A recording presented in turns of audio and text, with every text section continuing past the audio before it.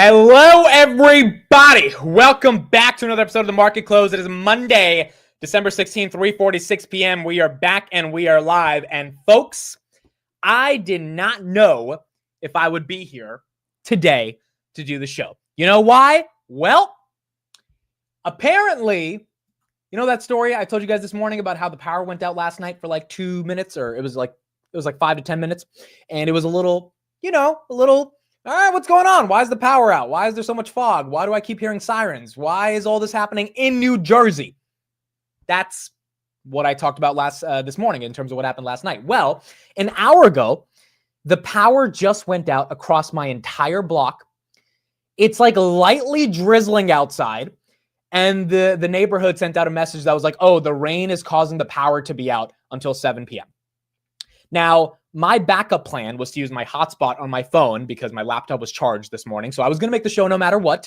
It was not going to have that many lights in it, but thankfully we have the lights because the power's back. It literally came back 20 minutes ago, right before the show started. So thankfully the aliens decided to let me do the market close. But I am skeptical. We have never had our power go out realistically in the past couple of years because of rain, because of a little bit of drizzle outside. I don't know if they think we're stupid or if we're just going to believe whatever they want to tell us, but that is a little weird, and hopefully we don't have the power go out any longer. I'm just kidding right here, but look, at the end of the day, the power is back. We're good to go.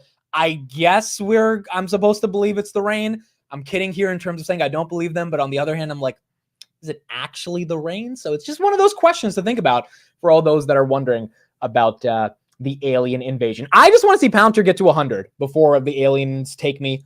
And I don't know. It looks like these drones in New Jersey are not stopping. And we'll talk more about that because Trump actually talked about that today. But nonetheless, we're here. We're back. Hopefully it's not the drone invasion. Hopefully it's just the rain. It's just the rain, really. The rain, the light drizzle outside took out the entire block's power. Now, thankfully, they said till 7 p.m. It got back after like an hour. If it actually went out for 5 hours, I'd be raising serious questions because 5 hours with no power is ridiculous. Not in this neighborhood. I mean, we haven't seen that in years. So nonetheless, hopefully it is the rain and it's not an alien invasion, but I am a little bit more skeptical now. Having said that, let's get into the talk of today, Robinhood and Tesla. Both stocks, absolutely incredible moves right here. Tesla is at $460. We were fighting for $450 this morning. Now we're at $460. It does look like we're going to close well above $450, $459.93 right now. Robinhood at one point was $43.83. Right now, $43.34. Right before the market open ended, I bought 25 shares. I actually bought another 10 shares, so 35 shares at $42.50. So that buy ended up being a good buy today. We'll see if, Robinhood can hold on to these levels over the coming weeks. But look, at $42.50 with the momentum I saw in Bitcoin, I felt like it was still, on an averaging up perspective, not the worst deal in the world. I understand initiating a position right now at 52-week highs is not the most comfortable thing to do. But if you just want more shares of the company, averaging up, given this momentum, was not too bad. 43.44 on Robinhood, 8% day, a really nice day. And one of the interesting things about Robinhood, and then we'll get into Tesla real quick, take a look at Bitcoin. Bitcoin was at 107,884. Now Bitcoin's at 106,040. The one stock that got hit really badly as Bitcoin went down 1,000 points from 107 to 106 is MicroStrategy. MicroStrategy is, there you go, it's red. It was 5 cents from being red, now it's red. MicroStrategy was at 437 in the morning, and now it's at 408. So again, this is one of the problems with MicroStrategy as a proxy. I mean, there's so many benefits to it, but there's also the issues of dealing with it, which is that on a major Bitcoin pump to all-time highs, MicroStrategy's premium is so baked into the stock, or at least I think that's what traders are thinking about right now, which is why Michael Saylor cannot get a further continuation of the premium on his stock. Now, look, that's probably healthy for the stock to kind of just take a little bit of a chill pill here. But again, most people that are buying MicroStrategy expect that when Bitcoin goes up, MicroStrategy goes up, and that doesn't happen all the time. But when it does go up pretty violently. MicroStrategy did buy 15,350 Bitcoin today. For those that missed that news, 1.5 billion. They did not do this through convertible notes. They did this through issuing shares, which is partly the reason why MicroStrategy is down right here, because they're diluting shareholders to get this capital to buy Bitcoin. Again, their Bitcoin yield is increasing, but share dilution is as well. And a lot of people don't love doing that. Or a lot of shareholders don't love to see that happen. So that's kind of why you're getting a little bit of a decrease here. But if Bitcoin was at 120,000 today, I think MicroStrategy would be much higher than it is right now. So an incremental step on Bitcoin, hopefully, keeps the premium MicroStrategy and then expands the premium over time as it goes up. SoFi hit $17 today, $17.04. You know another stock that hit 17 today? Grinder. I'm just going to put that out there. But SoFi right here hit $17 today, 17.04, now below 16.87, 3.82% of the day. I like this. I mean, this price action by SoFi is very encouraging. That Bank of America downgrade last week was, I mean, pretty much filled with BS if you look at how the dip is being bought up. I mean, again, the argument was, well, shares have run too fast and the tech platform is not growing. The tech platform, I get it, but then they got 2 tech deals right after that downgrade came out. And, you know, shares going up too fast is never a real reason to downgrade the stock. So to me, that dip was easily bought, 16.89. We were at 15.20 or 15.30 last week. So up 4%, not bad. NVIDIA, we'll talk more about NVIDIA. NVIDIA is getting hit right now. Rocket Lab as well had a great day. Rocket Lab, look at that, up 5.3%. So you're seeing the end of year rally start to commence in a lot of these different names. We do have J-Pow speaking on Wednesday. So that's going to be a very, very important thing, because if J-Pow ends up giving everybody the rate cut, that also can be very bullish. And if he's not too hawkish when he gives the rate cut, that's going to be important as well. Tesla, let's talk about Tesla. So 459.66 on Tesla. Here's my question, everybody, on Tesla. Here's my question. Who's buying Tesla at 450? You guys see me buying Robinhood at 52-week highs at 42.50. So I'm bullish. I'm buying it. And I'm like putting the money where my mouth is. Who owns Tesla and is averaging up, or who is initiating a position at 450? I'm curious. Because there were some people saying, Amit, why are you buying Robinhood, not Tesla? Why are you buying Grab, not Tesla? By the way, I bought like 700 shares of Grab today, so I did buy some more Grab. I bought that dip on Grab, waiting to really load up if it goes below $5, but buying it here on at this 505 range. And the reason I'm not really buying Tesla right now is A, because I think it's run up a lot. B, I don't have enough like liquid capital to start a position. And to me, starting a position means you go in 100 shares at a time. That's just like a rule that I've conditioned myself to be. Again, it kind of depends on your situation, but I like to start a position 100 shares at a time and like really develop it. And I like to sell puts to get into a position. And I currently just don't have the liquidity to sell puts on Tesla. So I'm not buying it at 450. I don't feel comfortable buying it in this range. Not after going up basically double from where it was, or triple at this point from where it was in the lows, and 80% from November 5th. And I don't really have the liquidity to sell puts right now. 2025, we'll see if that can happen. So I'm curious who's buying Tesla here. Because the question I have is if none of us are buying Tesla, which most of the comps I'm seeing right here, most people are not buying Tesla. Who's buying it? Is it other retail investors? Is it the aliens? Is it institutional investors? Like, who the hell is chasing this thing? Morgan Stanley raised them from 350 to 400 today. So we are getting more price target increases, but that's been happening for the past couple of weeks. Is it just Morgan Stanley clients are believing Morgan Stanley and they're buying it? Or is it a different cohort of retail investors? I think a couple of you guys are buying it, but the majority of people in the chat are saying that they are not buying Tesla. And I think that's synonymous with what I wrote on Twitter. I asked on Twitter who's buying Tesla, and pretty much everyone was like, dude, not at these levels. I'm a Tesla bull, but like it's getting extended up here. And that's fair. I think that's very fair. That's reasonable. However, I'm just curious how the hell it keeps running. And I think it really has to be, again, kind of like a Palantir thing. Is it the toots? Are the toots coming in? Because either it's retail and like a lot of money just flooding into the stock, which it doesn't seem like it's a lot from the chat, but it might be from other areas of the world. Tesla is a global company. All across the world, the stock is traded and it has a big, big audience. Or it's the institutions legit saying, you know what, we need to get some exposure to Tesla. And that could be the reason for why this is happening. 460 on Tesla. Nonetheless, look, I'm happy for anyone who owns Tesla right here. I'm just trying to get a better understanding of why that's happening. Like with Palantir, and we'll talk about Palantir in a second, I actually understand, I think, look at Palantir, getting rid of a 7% down day back to basically being green on the day. Incredible. The reason I think Palantir is going up is because the institutions genuinely want this stock. And we can see that through the institutional float. We can see that through the short float being basically non-existent. And we can see that through all these different research reports coming out saying why Palantir is so important to these larger money managers that really haven't had a position in the 7, 8s, and 9s when a lot of us were buying. So I can understand why Palantir is pumping. I don't think this is retail. Is some of it retail? Sure. But I think the majority of it is institutional. Tesla, I don't know, dude. I don't know if the majority of it is institutional. It would make sense because Tesla is up like 300 billion in the past month and a half. I don't think that's retail. But then again, Tesla's retail fan base is much larger than Palantir. So that could be the reason. Tesla right here, 461, which is absolutely incredible. On Palantir, as Chris CRM says in chat, retail selling Palantir. Yeah, that is another thing that's true. Retail is selling more of their Palantir, and we have that data as well. So 75.83 on Palantir. I put out a note on Twitter around Palantir Look, I think the price action on Palantir shouldn't be that confusing. I know a lot of people expected it to go up to like $85 today because of the NASDAQ inclusion. That's great, but NASDAQ's probably getting sold off a little bit on the news for a couple of reasons. Number one, the stock is up 340% year to date. I don't think anyone should be confused about why it's taking a little bit of a breather. It's up a lot, right? And no one can really complain. By the way, it's up like 7x from the absolute lows. So it makes sense. The bears are going to claim victory every dollar Palantir goes down. In my opinion, you got to ignore them. These people are quite frankly miserable if their only goal is to brag about a stock going down. Realistically, every stock has pullbacks and Palantir could see one. However, the difference is bulls understood a lot of key things around Palantir outside of bears. And although NASDAQ inclusion is awesome, I think the broader point here is that most bulls are fine with seeing a correction because we know it's expensive, but we also know it doesn't need to have a correction. And that's the difference between the bulls and the bears. The bears think it has to come down. The bulls think it could come down, but it doesn't need to. And that's quite frankly the reason the bears haven't gotten into the stock, but the bulls have been buying a lot of the dips. Now, another thing that's important to understand about Palantir is that there are dip buyers waiting at every level. At every single level. Palantir today, I think, bottomed at like $71. There were dip buyers there. Palantir the other day on Thursday was at 68.07. There were dip buyers. I think every 5 or 10% we go down, if we get to those levels, for whatever reasons we go down, there will be dip buyers. And unless we have an entire macro pullback across the entire market, which then, then you just don't know what's going to happen because every stock could be in a free fall type of territory. If you got dip buyers ready to buy the dip, then I think that can continue to keep Palantir's momentum up. 75.62 right here on Palantir. A pretty strong day, dude. I mean, 71.16 to 75.63 intraday is not bad for Palantir. SoundHound up another 17%. I still have no clue what SoundHound does, but for those, I think it was up 17% on Friday, right? So it's up, what, 40%, 35%? If you're in SoundHound, congrats. That's all I can say. Congrats. I mean, you got this one right. I don't exactly know why it's up. I don't know if it's a meme stock rally. I have no idea, but it's up.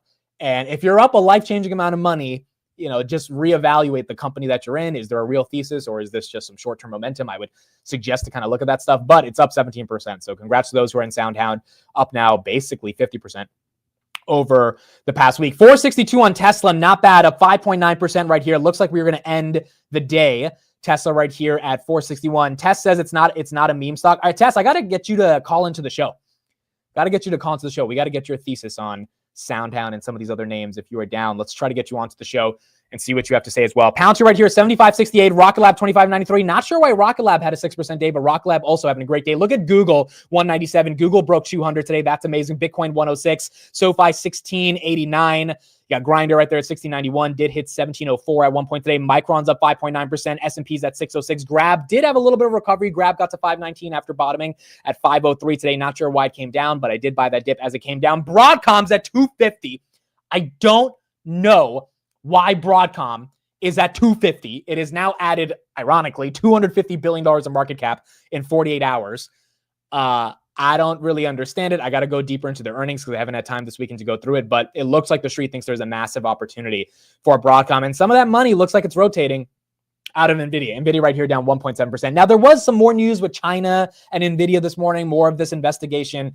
I don't know if that's the real reason why NVIDIA is down. I think some money's rotating, but I think NVIDIA looks cheap right here. I think in the 125s, it looks really cheap if you believe in the growth expectations, but right now some of that money is definitely leaving and going into some of these other names. Riot, also great day. Yeah, look at Riot, up 8% of the day. CleanSpark as well. Not a horrible day, but after that, what do they do? That offering, basically, that convertible note that's not being used to buy Bitcoin that they did on Friday. That one is up 4%. Coinbase as well. Coinbase up about 1.53%. And MicroStrategy just not having the biggest momentum today, down about 0.07% and going red as Bitcoin hits new all-time highs. We got 20 seconds until the market closes, folks. We got a lot of news to dissect, a lot of headlines to get through. You got Tesla right here at 462, 5 seconds. It looks like we are going to get a $460 close on Tesla. There we go. Monday, December 16, 4 p.m. The stock market is now closed.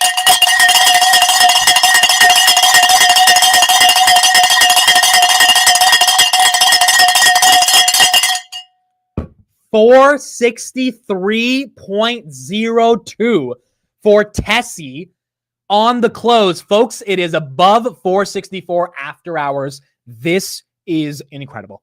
This is really incredible. I mean, there's nothing more you can say about it. It's absolutely incredible. Tesla, if we just look at the chart on the 1 month, this thing was 326 on 11/27. It's 465 today. If you look at the year to date, this thing was 138 in April, And then it was 208 after the robo-taxi event, after it had like a 10% dip after that. And now it's at 463.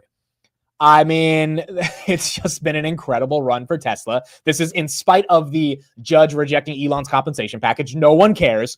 People just want more exposure to Tesla. 463. One thing, as ND says in the chat, squeeze. It could be a squeeze as well. A lot of shorts are really underwater. The short float is only 3% for Tesla, but if those shorts are covering, that could be some more buy-side pressure on Tesla. Robinhood gets its first $43 close in over 3 years. 43.20, up 7.46% on the day. Not bad for Hood. SoFi 1688, up 4% on the day. Bitcoin 105,000 currently right now. Tesla 463. Nvidia down 132. Coinbase 315. MicroStrategy was red on the day, 408.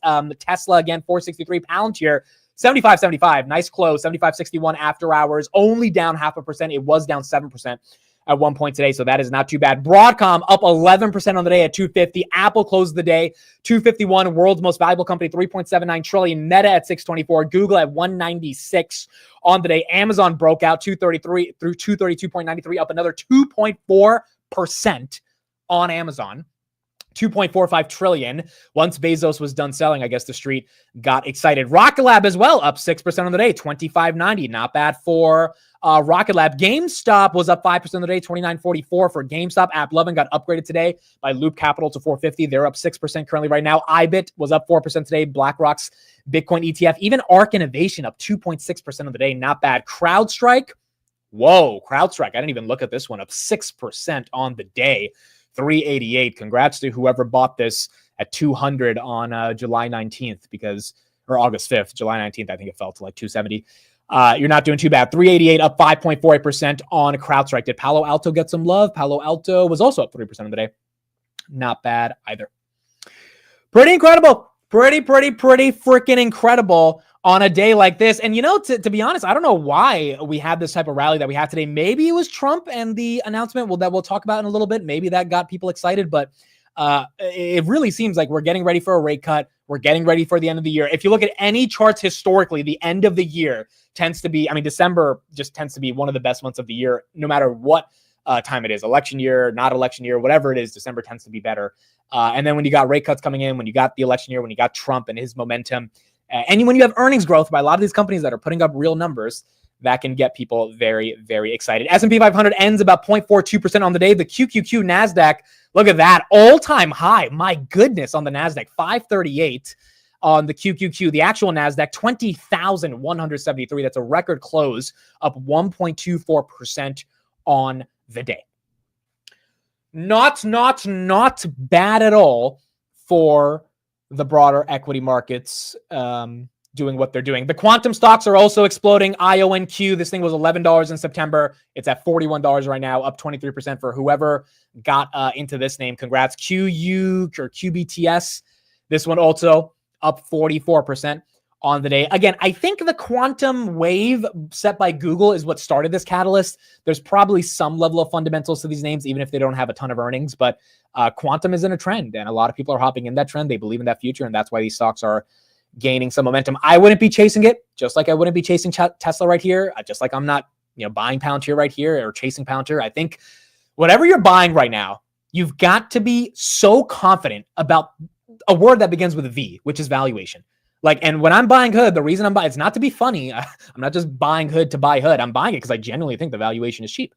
Some of these other names, I think the valuation's up there, right? And I think if you're buying any stock in this market in 2024, in December, with everything running, you've just really got to be head fast about the valuation and feel that it's okay if there's a little bit of a dip because you still think it's undervalued. SoFi right here up 3.88% on the day as well, 1688. And that's the hard part about this market. It is expensive, but if earnings growth continues, then that momentum may continue as well going into the end of the end of the year and into 2025. Okay, RCAT has earnings today. RCAT is up 5% after hours. They were up 27% on the day. So RCAT, for those that don't know, actually is the company that Palantir partnered with. Ironically, it is a drone company that partnered with Palantir this morning. A lot of people are saying, well, maybe Palantir will be able to get a 5-year, $100 million deal with the aliens if they are out there. But RCAT is a small cap. It is less than $1 billion.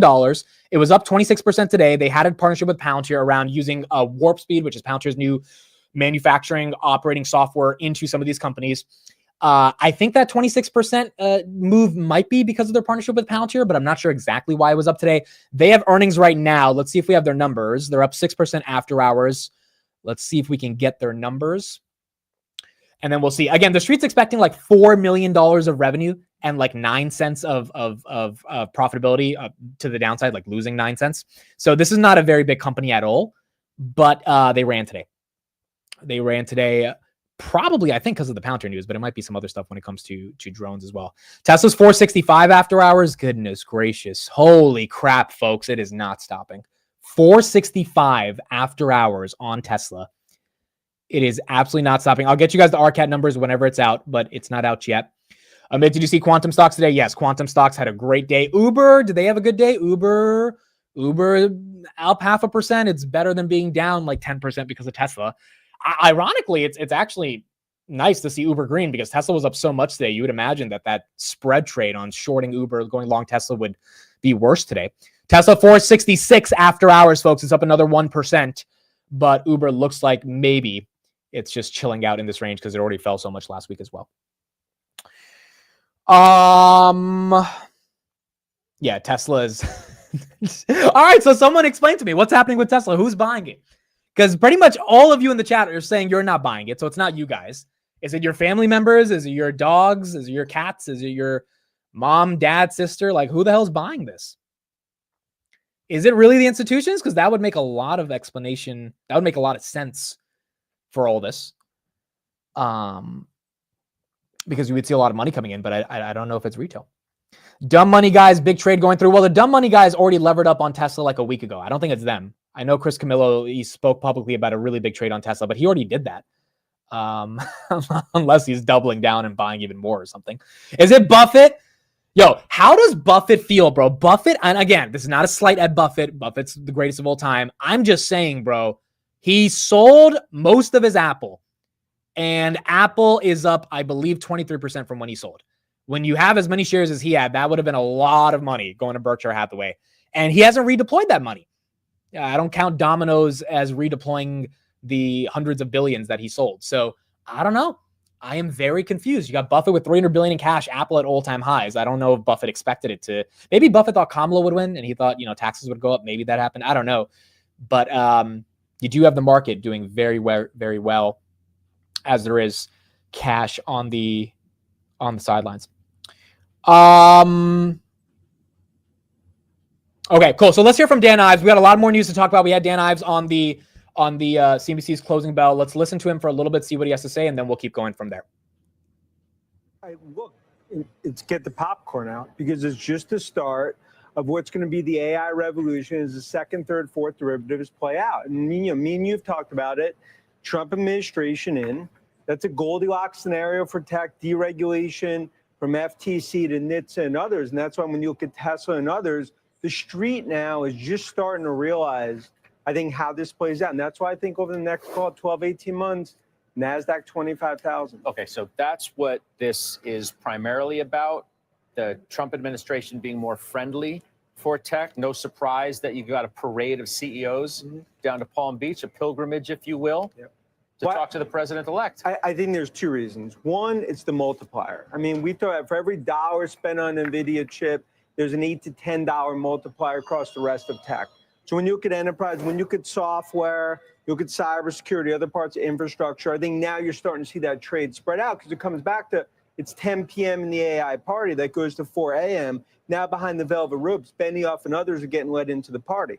But when you look what's happening from a deregulatory perspective in the Beltway, that's why this is setting up for what's going to be a golden era for AI. And now from a deregulation perspective, FTC, whether it was deal making, NHTSA when it came to autonomous, now it's just getting started to what we view as really what's going to be just a unique special moment. You think that the cases that were either talked about or brought in the current regime of Washington, the White House, are they going to disappear? Are they not going to be as onerous as maybe you once thought? I mean, game that out for me because that still is an overhang. Look, the Friday the 13th, whatever the worst horror movie, Nightmare on Elm Street, for tech stocks has been Lena Khan, right? So with her gone from the FTC, I think 80 and 90% of what I'll say the overhang starts to get removed. DOJ and others, clearly that's going to continue to play out when it comes to Alphabet, when it comes to Apple and others. But I think the antitrust, the concern, I think a lot of that starts to abate. But the biggest thing is this is the beginning. Get the engines sort of roaring. Who wins the most? Who wins the most? Well, I think Microsoft is going to win the most in terms of, from an M&A perspective, and they're going to get aggressive on M&A. I think you're going to see Alphabet and Amazon also continue to expand, not just from a cloud perspective, but when it comes to chips. And I continue to think the biggest winner in all of this, at the top of the mountain, is Musk and Tesla. They continue to be the biggest winner. It was a bet for the ages in terms of Musk betting on Trump. So let me break that down. There's a lot in there. All right, so we'll go back to that, but pretty much the same talking points from Dan Ives around Tesla. He'll go more deeper into Tesla, but he thinks big tech can compound 25%. If that's the case, folks, I mean, by the way, Rick is up 9% after hours. Rick, for those that don't know, is a company that owns strip clubs. So the fact that that's up 9%, I don't know if they had earnings or something, but it looks like people have money to spend in this economy. That is our unofficial indicator of economic health, thanks to Steve. So you got Rick up there 9% right now. If tech does compound at 25%, you're looking at 538 times 0.25 plus 538. You're looking at 672 on the QQQ next year. If it actually does compound another 25%, which would be insane if that happens. I mean, because tech has already compounded so well. But if you look at Tesla after hours hitting 467, it looks like tech does not want to stop. So you got Tesla right here still going up after hours. Palantir, even after hours, Palantir holding its own. I mean, pretty much recovering what it lost today. It opened today at 76.05, currently after hours 75.68. Not too bad at all for Palantir. Celsius was down about 2.67% on the day. Roblox was up 3% on the day. That's another tech name getting some love. MSTX was down. It was flat on the day. It was up a lot at one point when MSTR was up, but then MSTR kind of went down towards the end of the day. MSTR up a little bit right now. Currently after hours. Amit, do you think Palantir is doing any buybacks? I have no clue. I don't think they are, but if they are, that'll be a big indication to us in the Q4 earnings that they think they're undervalued at this $60, $70 range. If they don't do any buybacks, that's how we know Palantir thinks that they're probably a little extended in terms of valuation. But we'll find out in Q4, if they did any buybacks or if they're hoarding on to some of their cash. CrowdStrike still going up after hours. That's up about 6% as well. And you got Rocket Lab that also had a great day. Rocket Lab right here up 6.06%, 25.90 currently on the day. JC, thank you for the $5 super chat. Appreciate it. Amit, thanks for everything. JC, thank you for being here. Bsoft, thanks for the $5 super chat. Rocket Lab green because if aliens are true, then Rocket Lab stock to the moon. Yeah, I guess we need some companies to fight off the aliens. Dude, I actually have watched Independence Day. I actually do like that movie. And last night, bro, when it was dark outside and the sirens were going off, I was thinking I was about to become Will Smith, bro, and I was gonna have to slap one of these aliens. Like, I was like, what's about to happen, bro? So we'll see, bro. We'll see if I have to get my inner Will Smith and become a movie star here, because these aliens are definitely starting to make me wonder a little bit more about what's happening. GE, thank you for the $20 super chat. Amit, thank you for always answering and helping your members when needed. GE, thank you for being here. Appreciate you being in the chat. Arrows, thank you for the $5 super chat. Space TAM is massive. So are you looking at other small cap space stocks like Black Sky or ASTS besides Rocket Lab? Well, ASTS already had an incredible run, so not really looking at them right now. They had a good partnership with Vodafone last week, which is why they're running. Black Sky has always had a special part in my heart. Black Sky is up 15% today. I don't know why, but it's up. Again, see, there's so many things that are running, you can't even keep up with the things that are running. Black Sky is only up 9% year to date, but today it's up 15%. This was a company Palantir invested in for geospatial intelligence, and Black Sky actually used some of their software with Palantir for Russia, Ukraine back in 2022. So I've always thought of this name, but I've never actually pulled the trigger on them. Market cap is $372 million. They're definitely a small cap. I don't know what the catalyst would be for Black Sky, but that's one of those names that we definitely have to do research for. In terms of other space names, just haven't heard of too many of them, but I'm assuming more and more will be popping up right now. Rocket Lab is a DCA candidate for me next year as well. Would love to sell puts on this. I think the premiums on the puts, even at $21, $22, are pretty good for Rocket Lab. So if we get assigned on some of those shares next year, then that won't be the worst thing. SoFi right here, 1688, up 3.88%. All right, Red Cat, I don't have their numbers yet. Actually, no, I do have their numbers. They're down 2% right now. Here are Red Cat numbers. Let me know if anyone owns this name. Again, they partnered with Palantir this morning as well. Red Cat reported its fiscal Q2 results with several significant developments. The company won the U.S. Army's short-range reconnaissance program and formed a strategic partnership with Palantir to initiate visual navigation software into Black Widow drones. Financial highlights include a year-to-date revenue of $4.3 million, year-to-date, that's not of this quarter, and cash receivables of $5 million with an additional $6 million of financing secured post-quarter. The company provided guidance of $80 to $120 million for the calendar year 2025, driven by SSR-related deals. Red Cat halted Teal 2 production to focus on Black Widow drones, prioritizing long-term growth.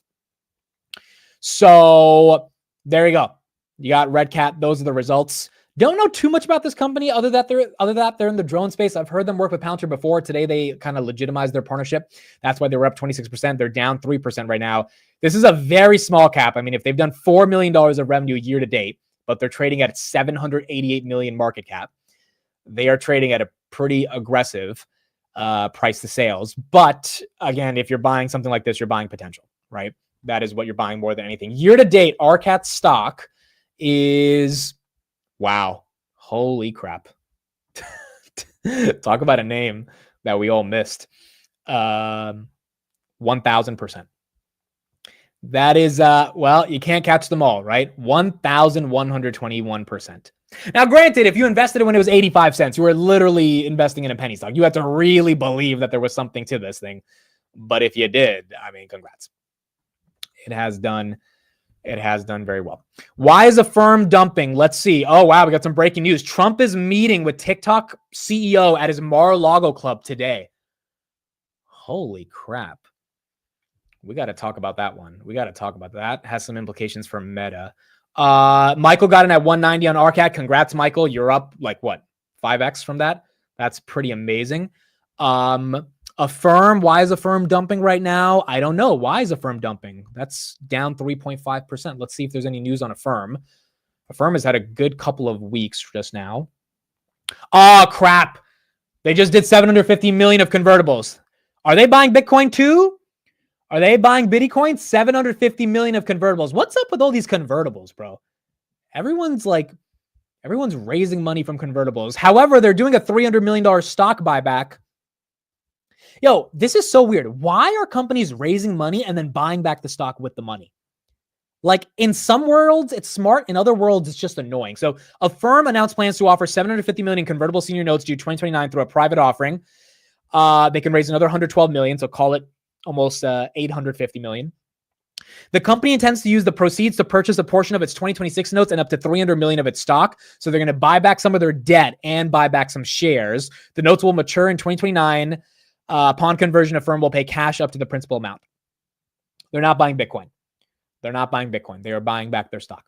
I don't know if this is the worst thing in the world. CleanSpark doing it is different than AFRM. AFRM is actually a real business. CleanSpark is, it's a business, but it's a business that is a little tougher to judge on traditional metrics because it's a Bitcoin miner. So AFRM down 3%. I mean, look, it's probably the right time to do it. Your stock's up right now. It actually isn't that surprising, to be honest, why these companies are doing it. If their stocks have rallied so much, probably makes sense to offer it at these levels. And if you're a AFRM shareholder, you probably can't be that upset given the stocks had a good run this year. Red Cat is now down 11% after hours. So Red Cat's given a little bit of a tank right here, down about 12%. Looks like earnings is not the best interpreted by the market. Rick is up 11% after hours. I don't think Rick had earnings today. Maybe I'm wrong. Maybe they did. But yeah, they did have earnings. Yeah, revenue, 73 million. 73 million of dollars thrown at a strip club for Rick. Adjusted EPS 163 versus 111. Oh, so they beat on EPS really nicely. Free cash flow is up 18% year over year. Adjusted EBITDA is down 11% year over year. Revenue is actually down 3% year over year, but EPS is up by 50 cents. So I guess EPS is what the street's excited for versus the revenue growth, meaning they're becoming more efficient, more profitable, etc. And that's why they're getting some momentum right here. Tesla after hours is still going, 467.3. Holy crap. 467.3. Okay, trader status quo says the Tesla downfall will be televised. Hopium levels at this point. Does anyone agree with that? Let's get a gauge. Let's get a gauge in the chat. He says, congrats to the longs. Let's do a poll. Let's get a gauge in the chat. I'm curious how many people are feeling Tesla's being memey right now, and it's not really real, the run we're seeing. How many people are thinking that we're going to see some momentum?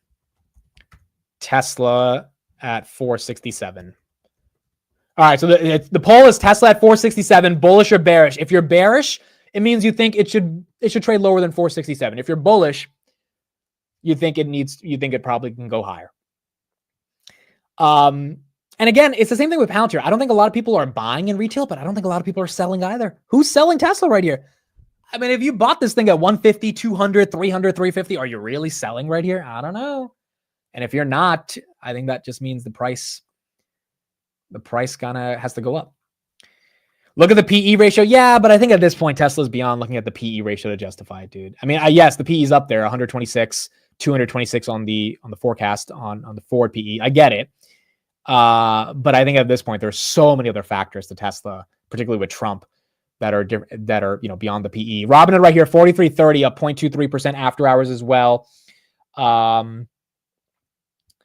Let's see, what does the poll say? We have 65-35, closer than I thought.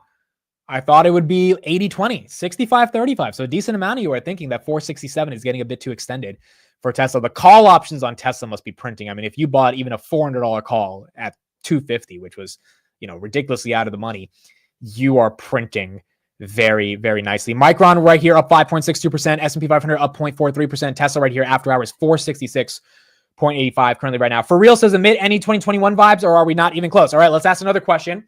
This time, we'll just do it in the chat. Put a 1 in the chat if you think you're getting 2021 vibes. 1 in the chat. If you don't think we're getting 2021 vibes, you don't have to put 1 in the chat. Let's see. I don't think it's 2021 vibes. I don't think it's 2021 vibes. I think covered calls are a decent hedge against some of these positions that are running up. Damn, why are there all these 1s, bro? Goodness. Thought y'all would agree with me. Nope. All right, now out of all these 1s, here's the real Here's the real question for all these 1s, okay? If you think it's a 2021 vibe, are you selling? Because if it's 2021, selling was the best thing to do in 2021. Like the best thing you could have done in 2021 was get your money out of the markets. I don't think all the people that put 1s here are selling. And that's the problem. That is the difference right here. Tesla right here, still up. RCAT down 12% now after hours. So RCAT really getting hit. AFRM down about 1.89%. That's recovering. And Tesla 466.57 after hours right now. Okay, let's finish up what Dan Ives was saying, then we'll get back to it, and then we'll get into some other headlines that we have today, because we still have a ton of other things to discuss. Let's pull this up right here, and then we'll keep going. I want to get to first, Microsoft's your first answer as to who's going to benefit the most. What's going on with that stock? Well, why is it so dramatically underperformed all of the others? It hasn't hit a new high since the summer. Yeah, I think the street is, and I think a little is happening with NVIDIA as well. I think they're underestimating just what this enterprise demand is going to look like when it comes to more and more. Only 45% workloads in the cloud today. As more and more of these AI use cases get launched, Microsoft's going to be a core beneficiary. I believe, Scott, we're sitting here a year from now, $4 trillion market cap. That's why Microsoft, along with Alphabet, continues to be table pounders when it comes to large cap tech. Okay. Next, as it relates, I guess, in part to Microsoft, Musk versus Altman, Musk versus OpenAI through XAI, right? Follow. Microsoft's such a big investor in OpenAI. There's no potential fallout from a winner take maybe less than we originally thought because of Musk's big bet on the proximity to power in the White House? Yeah, look, I think this UFC battle that's going to play out between Altman and Musk, I think there could be some fallout, but the fallout would be more from an OpenAI perspective rather than Microsoft, because our view is that Microsoft is going to gain more and more share when it comes to AI, when it comes to these workloads. And I think it's really more now about Musk when it comes to XAI, going up further and further with Altman and OpenAI in their sights. And that's why I continue to view Tesla and Musk broader is probably the purest way to play AI when you think about that ecosystem. And I think it's really through Tesla and autonomous. What is Apple's incredible run more lately attributable to? Look, I mean, we sat there at WWDC, right? The bears are all coming out of hibernation mode, saying that this is over, iPhone 16 or 190. And now you look at it today, because I think the street's starting to recognize, even though the bears can't see AI in the spreadsheets, is that the consumer AI revolution, it's coming through Cupertino. iPhone 16 is just the start of this elongated super cycle that's going to play out. And I think what we're seeing now is more and more developers build hundreds of apps on the Apple ecosystem in terms of Apple Intelligence. The consumer AI revolution comes through Cook and Cupertino, just like the enterprise AI revolution comes through the godfather of AI, Jensen NVIDIA. When you see that, Tim Cook's down at Mar-a-Lago and he's dining with the president, and he has had a real deft touch, I think is fair to say, in the way he's cultivated his relationship with then President Trump, now President-elect, and soon to be again president. You think that's accounted for as part of this move in any way in the stock? I think it may be a small amount account for, but not enough, because Cook, 10% politician, 90% CEO. No one understands Beijing and China as well as Cook. And I think as this all navigates, the way I see this all playing out, you will have carve-outs when it comes to tariffs for Apple, Tesla, and ultimately for NVIDIA when it comes to chips. And that's why Musk is going to play a key role in these tariffs. But Apple, I think they're a winner on both sides. They're a winner in China, and they're a winner in terms of what we see from this AI revolution. More and more, you look at Masa and all the innovation, guess who's going to benefit from that? U.S. tech companies, as more and more of this happens in the U.S. All right, I mean, look, Dan Ives, bullish on tech. You either agree with him or you don't agree with him. If you agreed with him in 2023, you've made money. Or, I mean, the past 2 years, basically. If you followed kind of this entire tech thesis along with Tom Lee, there's a lot of other types of arguments that were out there to be against this bull market. Being in the bull market was better than being out of it. 2025, we got to see if that can continue. Tesla right here, still up another 1% after hours. Meta fell. You see this red candle right here. It was at 6:30. Now it's at 6:24. Apparently, Trump is meeting with the TikTok CEO. Now, again, I've talked about this a lot, but the basic summary on why Trump likes TikTok is because, A, it helped him get elected. He talked about how, the youth vote was on TikTok and that helped him get elected. B, some of his donors to this campaign via DJT stock are heavy investors in TikTok. Jeffrey Yass, one of the C-suites at Susquehanna Group, he's, $28 billion of his net worth, 21 billion out of that 28 billion is in TikTok and ByteDance. So he supported Trump heavily for the election. I'm assuming, he got to Trump and said, hey, can you not ban TikTok? So that's probably another reason. And the other reason, and this reason is what Trump says, I don't know exactly if it's the most accurate reason, is he thinks that if TikTok gets banned, Meta will have more power. And he's right. Meta will have more power. 170 million people will be using YouTube Shorts and Instagram Reels over TikTok. The problem is I'd rather Meta have more power than the CCP have a certain amount of power over US citizens. And I think most people agree with that as well, right? Even if people don't love Meta and the censorship and whatever, at least it's an American company. If you got to pick, the best out of the alternatives. So if Trump's having a meeting today, I don't know if Trump's going to be able to overturn this. TikTok asked the Supreme Court today. It was overruled on Friday when they asked some of the district courts. They asked the Supreme Court today. January 19th is when TikTok gets banned. So they got a month left, unless Trump can figure out a way to not get them banned. I don't know what he's going to be able to do, but as of now, that is one of the things that's going on currently today. And TikTok, Doug says TikTok is the opposite of America First. I agree. I mean, look, you kind of can't, you kind of have to reconcile. If you're running on America First, TikTok controlled by the CCP, which it's obvious what they're doing with our data, that's not an America First agenda. So I think there are special interests that are wanting TikTok to stay in place, and that's who Trump's listening to right now. It is what it is, but I would hope that kind of goes the other direction. But we're going to see in the next month kind of how that plays out. Another piece of news on Trump today, Masa Son is investing $100 billion into the United States. Trump tried to get him to do $200 billion live this morning while he was at the press conference. Masa, double down is not enough. Maybe, go for more, right? I'm going to ask him right now, would you make it $200 billion instead of he can actually, believe it or not, he can actually afford to do that. Would you do that? Well, my promise is 100, but, he's now asking to do more.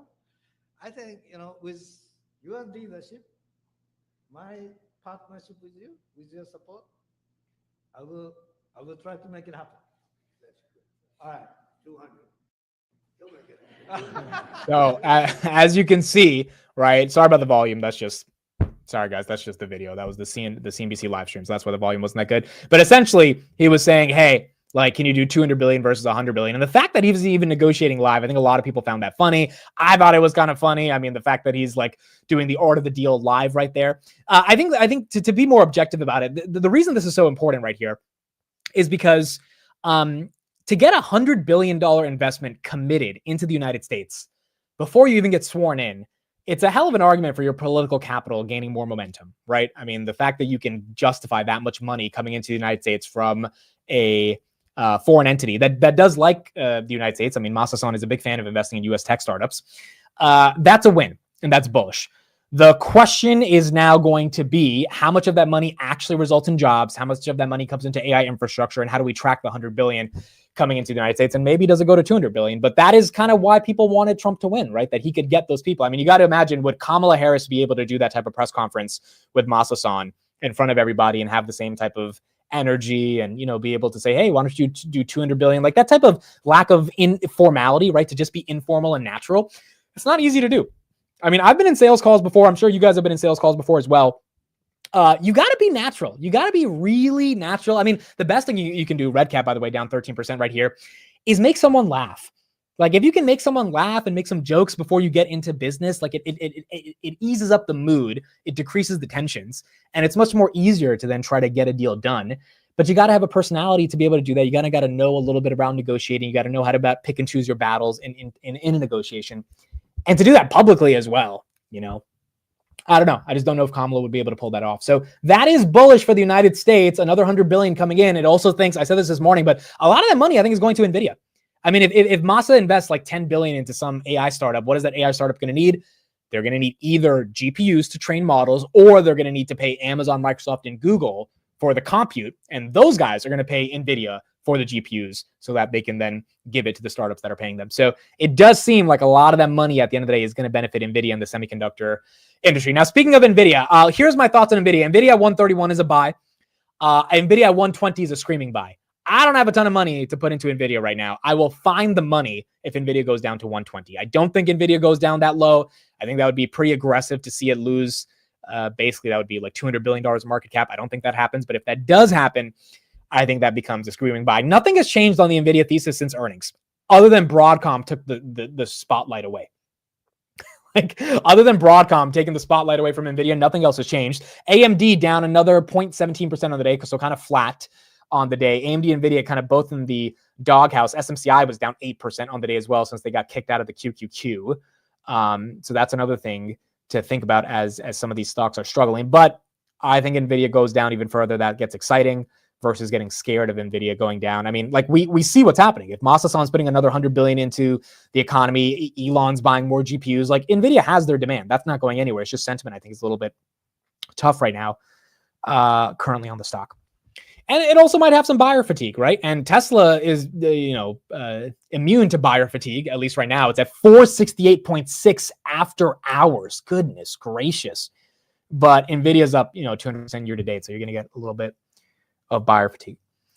Amid any dates for the 2025 community meetups, I will have a bunch of details next week. I'm planning it out. I'll have a bunch of details next week, and we'll get all the dates for everything we're looking at for community meetups. But I do think January will be New York City. January will be New York. That'll be the easiest one to do in January. And then we'll go further from there for February, March, April, etc. But we'll have more details soon as well. Is Tesla at 460 a buy? I don't think so. And I don't think any of you guys think so, since I asked, is anyone buying? And everyone said no. But someone thinks so. I mean, right here, the poll, Tesla at 467, we got 70-30 bullish bearish. So there's still 30% of you that feel that it's getting extended right now. I wouldn't buy Tesla at 460. I'm sorry. I just want to do it. Like flat out. You can call me a bear if you want to call me. I'm not buying it at 470. I feel like it's getting extended. I would sell puts on it probably at like 410, 415. I think that's not the worst idea, but buying it at 470 outright, you've got to think this thing's going at 500 if you're doing that. And maybe it is. Maybe it is. But it is up. It is up a decent amount. Tesla 500 on 31st December. I mean, and how far is it away from 500? Let's do the math. Is it 10% away? No, less than 10%, right? 470. It's like 5% away, I think. No, it's about 7%. 470. Yeah, 6.5, 6.7% away, roundabout. So let's call it 7%. 7% away from 500. 7% away from 500. Amit, when you sell your options, isn't your plan to buy Tesla? No. When I sell my options, my plan is to sell puts on Tesla and hopefully get assigned on them. I would not flat out buy it at 470. I think it's run a lot, dude. To do that, you've got to be really confident that it's going to keep running. And you could be really bullish and confident, but you also want to get a decent entry because we've seen how Tesla has treated people in the past that have gotten a crappy entry and it stays flat. Now, granted, I don't think it stays flat the next couple of years, but I don't know if 470 is the most exciting entry point. Well, we'll see. Maybe it's at 500 and then I'd be wishing I bought at 470. I mean, like, these are, as TJ says, the gimmies and the gotchas when it comes to investing, and it is what it is. It is what it is. You got to kind of navigate it the way it goes from there. Worth mentioning, up 100% in 1 week. Yeah, I mean, look, that's the thing, dude. When you're up that much in a week, I'm happy for everyone who owns Tesla. I like that. It's great. It's just also, it's a pretty big move off no news outside of Elon and Trump getting more friendly with each other, right? And so, look, I think that's a real thesis to get behind. I just don't want to buy it at 470 at that point.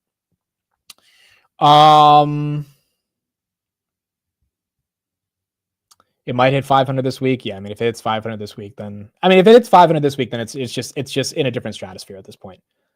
It's just going to a completely different level. Dominic says, I love Tesla. I'm 100% in Tesla and investing in the stock market since 2023. And I just hit the magic 100,000 number. Congrats to you, Dominic. That's amazing with 100,000. That's incredible.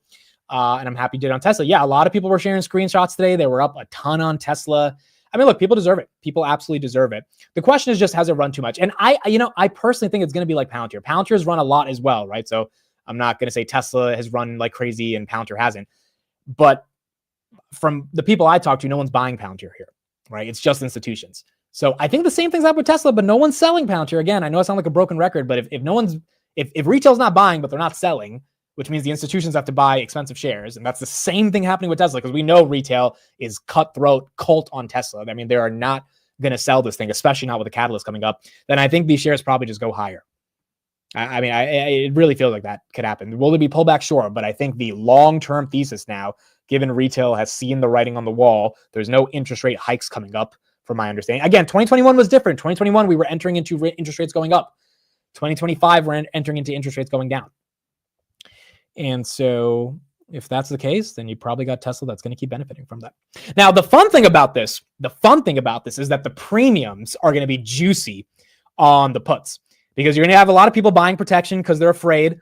And, if you like Tesla at 420 or 430, you'll be able to capture a decent amount of premium with selling puts. And if it gets there, great. If it doesn't get there, all right, you just sell puts at an even higher strike.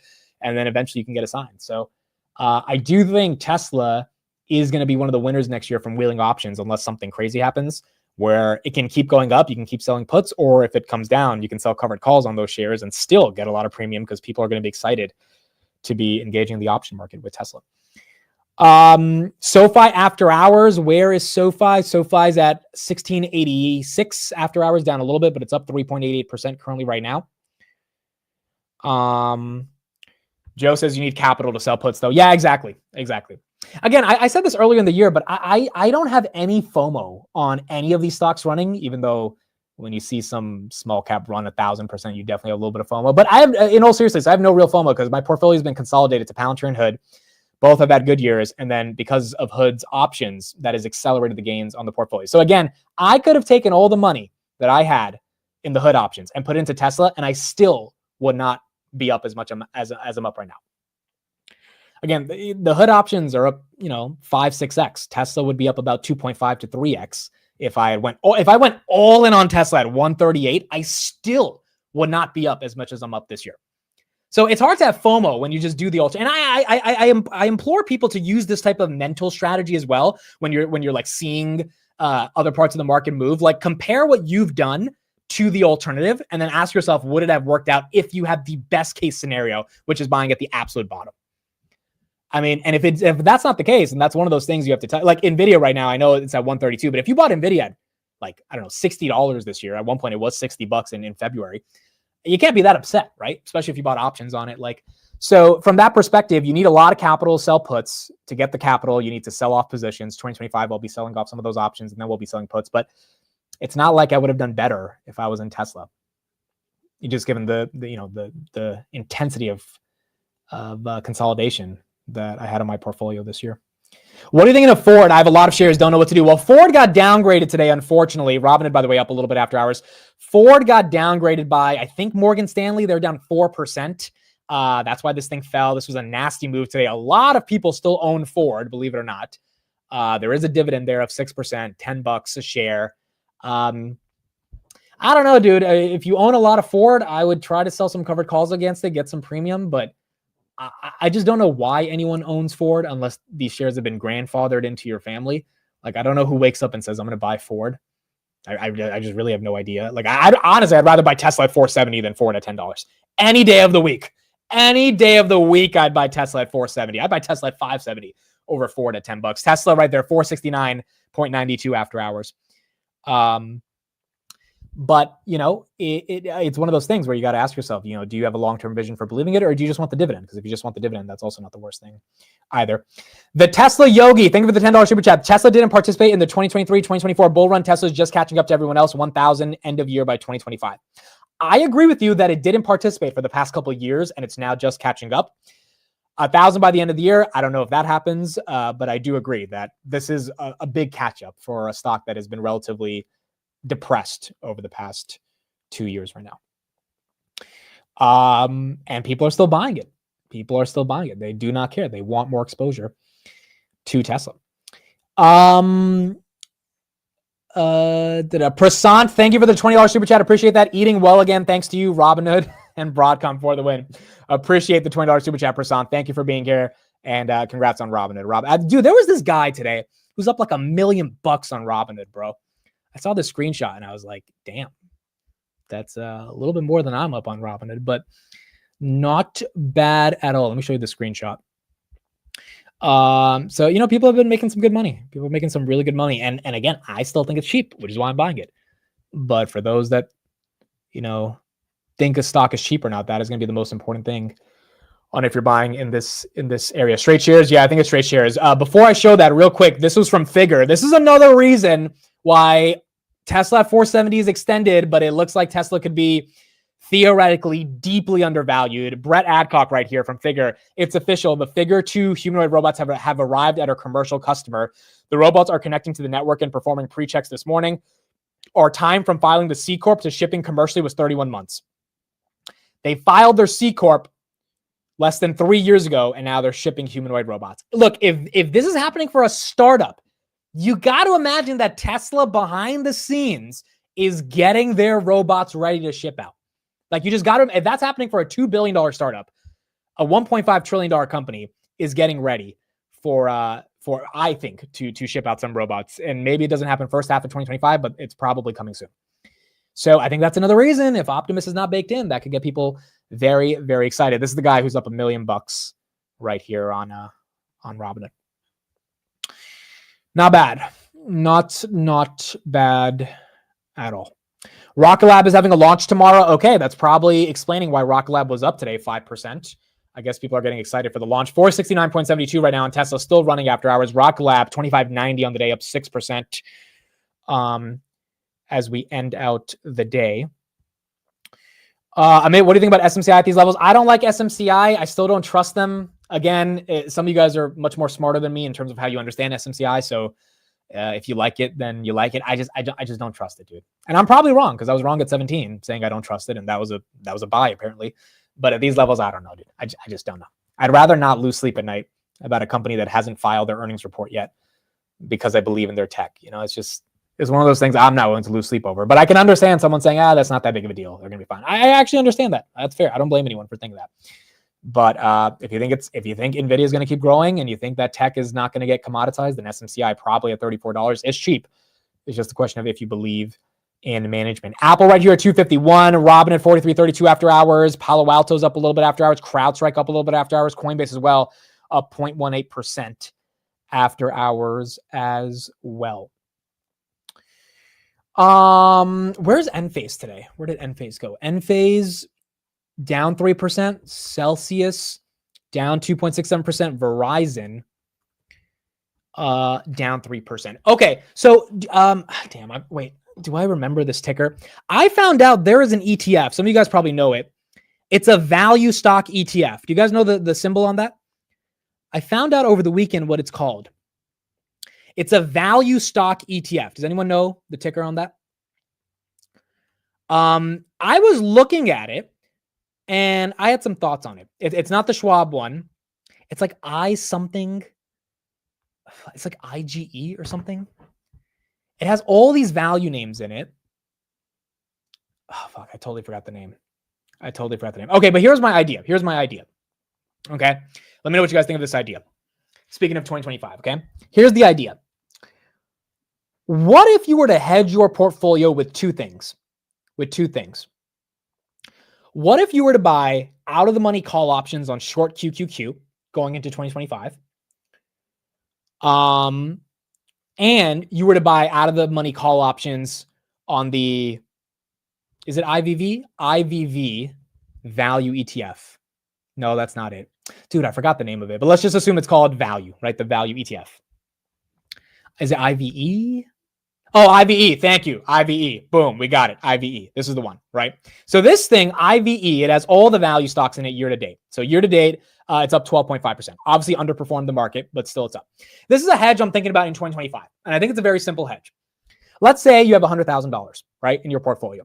What if you were to buy call options at 250 on IVE for 2027, put 5,000 in that, and then 5,000 for call options, short QQQ is at 27 at like $45 for 2027. I think it's not the craziest hedge for two reasons. Number one, again, the definition of a hedge is you're happy to lose that money. So if you have $100,000, you are happy to protect 90,000 of it by losing 10,000. I've never hedged my portfolio before, by the way. I've started thinking about it because, like, portfolio's up a little bit. So it's like, all right, let me see if there's any ways to hedge. I think selling covered calls is a way to hedge as well. It's not the worst way to do it. But if you were to go long, short QQQ, if the market were to tank in terms of if the NASDAQ were to take a nasty dip in 2025, that thing would be up, right? And those call options would print and it would hedge against, your tech positions. And then if we get a rotation from growth to value, IVE, which the top holdings inside of IVE right now are Berkshire, Exxon, Johnson & Johnson, Bank of America, Home Depot, Chevron, Costco, United Health, Walmart, JP Morgan. Most of those names probably will be around even if we have a recession, if that does happen, which again, I don't think a recession is happening in 2025, but again, the whole point of a hedge is you're okay to lose the money. I think options on these two out of the money call options, meaning they would have to have a dramatic move to be in the money, which should be good for you because if the market tanks, both of these should be up. Like value stock, the money has to go somewhere. It's either going to go in growth or value or both. If it's a bull market, it'll be growth. If it's a bear market, it'll be value. And if it's a semi-market, it'll be split half and half. Or the market tanks and then short QQQ prints as well. IVE only has options out until October 2025. Okay, so yeah, I guess you would have to hedge going into the end of the year. I haven't decided if I'm going to do that, but that is one thing that I'm thinking about as a hedge into 2025 is like to protect some of the gains, maybe going long value and long a short position on the Qs if you think the Nasdaq's getting extended. Is not the craziest idea. Is Tesla at 471? Oh my God, Tesla's at 471. Holy freaking crap. Why not just do a put on SPY? Yeah, you could do that as well. Put on SPY is not a horrible idea. There's just different ideas on how to kind of profit on this stuff. There's a bunch of different ways to hedge, but these are just different options I was exploring if there were to be some rotations or some weakness. Tesla's at 471.5, folks. Tesla's up another 2% after hours. Tesla's up another 2% after hours. I mean, at this case, bro, again, it's only 7% away from 500. At this point, it doesn't even seem that crazy, dude. 7% is not wild. I mean, I know it, like, theoretically, it should feel like a lot, but it's not. I mean, 7%. Tesla does 7%. Tesla did 7% today in a day. If Elon has one press release left towards the end of the year, we don't get the delivery update, right? We get deliveries in January. We know deliveries are going to crush it, though, bro. I had another person use my code and I got a referral because they used my code the other day. I think I referred like 2 or 3 people. People are buying up these Teslas at 0% APR, bro. People went and they bought these freaking Teslas, at least in North America. So I think deliveries are going to crush it, but we got to see if there's any other catalyst coming up. Gene says, okay, I'm a little nervous. I'm a little nervous too. I don't have a position, so I don't have to make a decision on selling or buying. It's but for the people that are in it.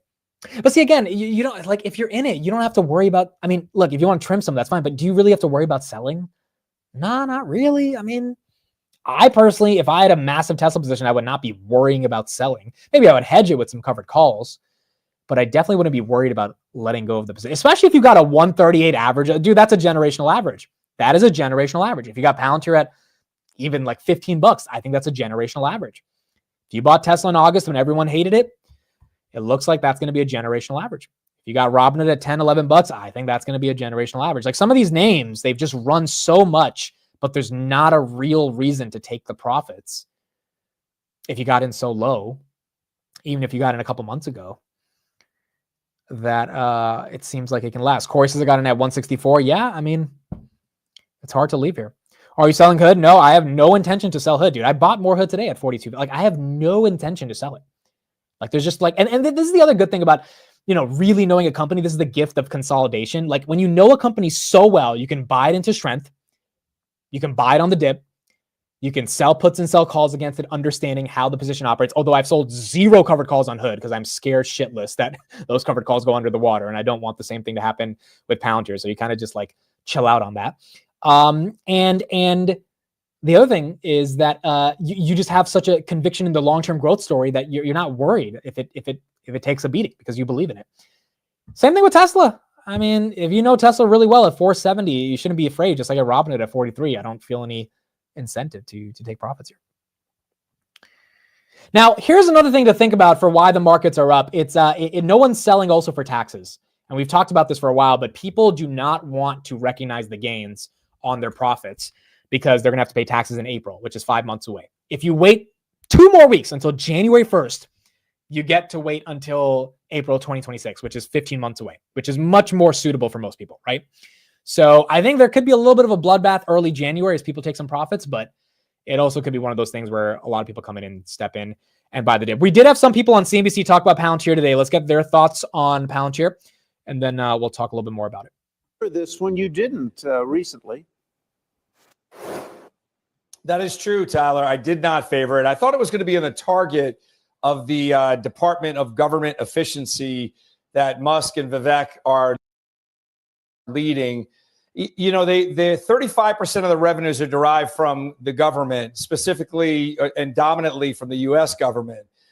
If those margins are at risk, the stock should go lower. But when I start to see Elon Musk make comments about the next war will be fought with drone swarms versus jets, and Palantir is dabbling with JVs in the drone department, it makes me think that there could be an underlying bid with the name, and especially because artificial intelligence on one hand, drone technology on the other hand, put them two together. Government is going to be there leading, knocking down their door for investments within the company, and they have had the ability to expand their commercial business as well. So I'm 80% there, but for the purposes of this segment, we're going to call this one a buy. That's up more than the only thing that can outdo Palantir is the next stock, Steve, which is MicroStrategy, also joining the Nasdaq. So you got some of these suits thinking that, hey, maybe Doge is going to be very important when it comes to Palantir. Okay, Martin right here said the head of Tesla Autonomous just announced FSD V13.21 is now rolling out to A14 customers. Martin, what's his name? That guy, he's on Twitter, right? Let me see if I can find this guy. Is it Ashok? Is that the guy who's the head of FSD? By the way, Mizuho just raised their Tesla price target right now to 515. Same thing with Dan Ives. Same thing with Dan Ives. Here it is. Here, all right, I'll get Ashok in a second, but here's what Mizuho says. So we are upgrading Tesla to outperform as we see idiosyncratic. Yo, these analysts are stealing my swag, bro. Someone tell them to stop using my words. Tailwinds over the next 4 years, positioning it favorably as loosening autonomous driving regulatory frameworks providing more FSD robotaxi valuation upside. New Trump administration policies, consumer EV tax credit repeals positions Tesla better with low EV cost structure relative to peers. 3, position to outgrow global LVP with more profitable EV roadmaps with peers versus low-cost Model Q Cybercab in 2026 to 2027. So they're implying auto, energy, and others at 711 out of the $1.8 trillion market cap. FSD and robotics at 614 billion with upside to 900 billion. Humanoid robots at 472 billion. Goodness gracious. All of these analysts are finally mentioning humanoid robotics, which is insanity because 1 month ago, none of them mentioned robots. Now Bank of America, Wedbush, and Mizuho and Morgan Stanley are mentioning them. Upgrade to outperform, price target to 515. Some of the parts valuation, 15.5x are 2025. Price to sales given positive recalibration with the new administration, FSD, robotaxi optimism despite near-term EU tariffs, EV credits repeal challenges. There you go. There you go. More excitement for Tesla. Ashok, who is the head of Tesla AI, right here just tweeted, FSD V13 is now rolling out to AI4 customers. That plus the holiday vehicle software update is coming within a week. Teams working on a much updated 12.6 for AI3 customers by the end of this year. Merry Christmas. This might be another reason why Tesla's pumping right here. I mean, if FSD is rolling out to everybody, the street could be thinking, okay, FSD is really good. Everyone's going to get to see the new update. There's going to be a certain percentage of them that are going to pay $99 a month, and they're going to be excited to get into Tesla. And that's why Tesla potentially is pumping right here after hours at 470. Pretty incredible, man. Pretty incredible. You got all these analysts chasing the stock, calling it at 515, 600, 7% away from getting into the 500s. I mean, we still have a lot of time left at the end of the year, and we got a rate cut coming out on Wednesday. So that could be an argument. Breaking, Justin Trudeau will likely be forced to resign. The announcement could come within a few hours. So I did see a headline on this earlier today. I don't keep up with Canadian politics that much. I don't know why this guy's resigning. From my understanding is he's going to lose the vote. Canadian Prime Minister Justin Trudeau is considered resigning, according to CTV News. Sources have reportedly told the outlet that Trudeau is considering resignation and may address Parliament today. Sources tell CTV News that the Prime Minister has conveyed to Cabinet that he's considering resignation, that he's potentially planning to address Parliament. This report comes after Canada's Finance Minister suddenly announced she was leaving.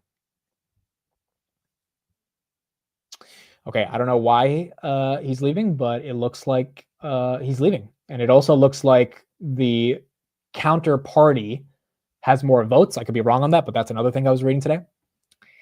That's wild. How long has Trudeau been in office? It's been like a while, right? It's been like 5 years, more than that. No, 7 years. Holy crap. He's been there since 2015. Oh my. Is there a limit in Canada for how long you could be the prime minister? Is it like the United States? Like 8 years? I'm assuming there has to be a limit because democracy and all that stuff. But yeah, 2015. No, 9 years. You're right. 9 years. He's been there for a long time. There's no limit? Really? Wait, dead ass? There's no limit? You could be the president forever? Really? Holy crap, bro. There is no term limit in Canada. Huh. I did not know that. I thought you guys needed a new one every 4 years. Wow. Okay, well, I guess Trudeau could have stayed there forever if he wanted to, but it looks like that's not happening. It looks like the people are not letting him either. Here's a clip on Trump on TikTok. Let's take a look at this one real quick. He's meeting with the TikTok president today at Mar-a-Lago. Who? How do you plan to stop the ban on TikTok next month? We'll take a look at TikTok. You know, I have a warm spot in my heart for TikTok because I won youth by 34 points And there are those that say that TikTok has something to do with that. Now, Joe Rogan did, and some of the other people that were recommended by my son Barron, he knew names. I said, who is that? Tell me, who's that? Dad, you got to be kidding. I can't believe you don't know. And I did those interviews, and it was actually sort of cute. Do you want to know the truth? But we did them, and that had an impact. But TikTok had an impact, and so we're taking a look at it. But, you know, we won youth. Republicans are always 30 points down in youth. I don't know why, but we ended up finishing. There was one poll that showed us down about 30. We were 35 or 36 points up with young people. So I have a little bit of a warm spot in my heart, I'll be honest. Yes, please. Again, I don't agree with that. I think it's a national security thing, but nonetheless, Trump's going to have to figure out how he navigates that. Here's what Trump said on drones. I actually haven't seen this clip, so let's look at it together, what he's saying about the aliens that are trying to abduct me in New Jersey. Thank you. Good to see you. Good to see you. Can you comment on the drones that are flying around New Jersey ports? It seems like the American people have a big disconnect. The government knows what is happening. Look, our military knows where they took off from. If it's a garage, they can go right into that garage. They know where it came from and where it went. And for some reason, they don't want to comment. I wouldn't dismiss what he said right there. He was the president. He probably saw all the technology, probably some of that powered by Palantir, that can do pretty much anything. So if he says our government knows everything, I would believe him. It is kind of, it raises some questions. Why aren't they actually commenting on this? And I think they'd be better off saying what it is. Our military knows and our president knows. And for some reason, they want to keep people in suspense.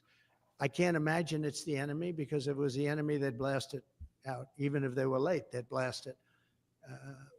Something strange is going on. For some reason, they don't want to tell the people, and they should, because the people are really, they happen to be over Bedminster. Want to know the truth? They're very close to Bedminster. I think maybe I won't spend the weekend in Bedminster. I've decided to cancel my trip. Have you received an intelligence briefing on the drones? I don't want to comment on that. Have you been? Do you have any reason to think they're a threat? Bro, forget Bedminster. They're near my house. They are legit taking the power out of my neighborhood, bro. For those that are just joining, our power was out for an hour today. They said it would be out for like 7 hours, but thankfully it came back right before the market closed. And they said, oh, the rain. Dude, get out of here. It was barely drizzling today. The rain? Come on, bro. The rain? Like, I just don't believe it's the rain. I'm kidding here. It probably was the rain, but still, it's like our power hasn't been out for like 2 years. You're telling me on some drizzle, the power's out? It's just a little suspicious, that's all. And ironically, again, I was with my sister when she picked me up from the bus station last night, the train station, and she was like, what do you think about the drones? I was like, dude, I don't care. Like, I've been so busy, Palantir, NASDAQ. I was just like, so much content. Like, I haven't had time to think. I haven't had time to even think, what does it mean for aliens to be in New Jersey and for drones to be hovering over our house? And then, I guess they decided to pay me a visit last night. And they said, oh, you don't care, huh? Well, we're going to make you care. Like, I'm telling you guys, I did not give one you-know-what about the aliens. I don't care. I've never cared about aliens. I haven't watched the alien movies, whatever the alien. I've watched Independence Day, but that's the only one. But the movie called Alien, which I know people say is a really good movie, I haven't watched that. Jurassic Park, I know that's not aliens, that dinosaurs, but still, like, I don't care about any of that stuff. I just don't care. I care about the stock market and covering equities and derivatives. And my entire life is committed to that and making content. So when you tell me I have to care about drones and aliens, and that's not A, the content I'm making, B, it doesn't help me in terms of analyzing the markets, I kind of just like, I don't care about it. I don't listen to it. But then when they take away my power and stop me from making content, that's a little suspicious there. That makes me want to care more about these drones. It makes me want to care more about these drones. Like, I genuinely do. I'm not even just saying this to say, I really don't care at all about, like, I don't care about aliens. This stuff doesn't get me excited. I don't get into the conspiracy theory. I just don't care about it. But if they're actually like my heart was beating last night, bro, when one of the sirens were going off and there was a big fog outside and the lights went out, I was just like, oh my gosh, what's about to happen? What's about to happen? I was like, Palantir hasn't even hit $100 yet, and these mother effers are about to abduct me and shit. I agree, admit it's a distraction. Why do people care so much? Well, I understand why people care. People care because like aliens have always been this like thing that gets people's attention, right? And the idea that another entity from some universe far away actually has the technology to make their way onto this planet, which is highly unlikely, but it's not highly improbable. And I think the difference there is that it is probable, like logically, because there's so many universes out there that there's probably more advanced species than us.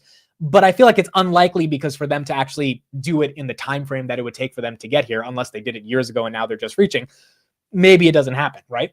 But it's an exciting topic to discuss.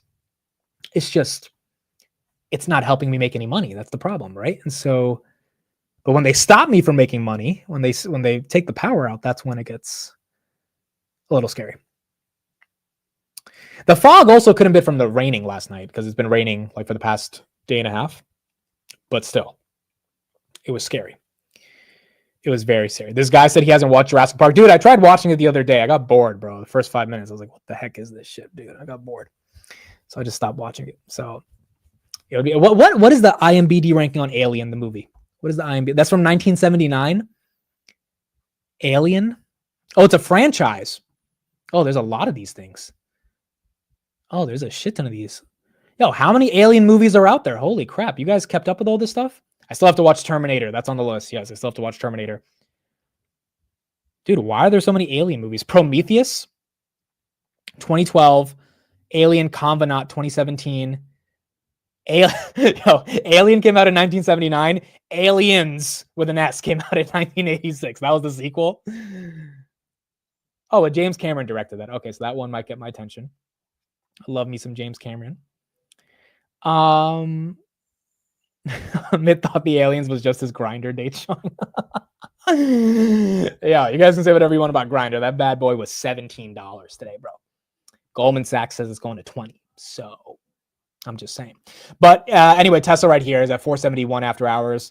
I don't know, dude. I don't know what's going to happen with the drones. I do think it is a little bit more governmental stuff, even though the government's not commenting on it. I think Trump will eventually comment on it once he gets into office, and we'll get some updates. It is weird that we're not getting any updates on it, but I imagine there is something going on, and that we're gonna find out soon. All right. What other headlines do we have? Let's see. What other headlines today? I think that's pretty much most of it. Tesla and Robinhood today was the big thing. We talked about U.S. ETF inflows, almost $1 trillion. It got U.S. ETFs got 186 billion over the past 9 weeks, $1 trillion year to date, which is incredible. Bitcoin hit an all-time high at 107, which was not bad at all. I think that's pretty much most of the headlines. Nothing too crazy outside of that. Thoughts on what is this one? Big Bear AI. I was about to say BlackBerry AI. No, I haven't looked into this one, but I don't know. This one was up 18% today. Yeah, this one's probably squeezing, dude. It's a 30% short float, $750 million market cap. I would imagine it's getting squeezed. It's running with a lot of stuff that's running. That could be an argument for 2021 vibes, that a lot of these small caps are just running to run. And so I get that argument. But I also think, the companies that are not running, that didn't have good earnings, they're not running for a reason. And the companies that are running did have good earnings, and they're just continuing to benefit. So I can see the small caps kind of contributing to the 2021 argument.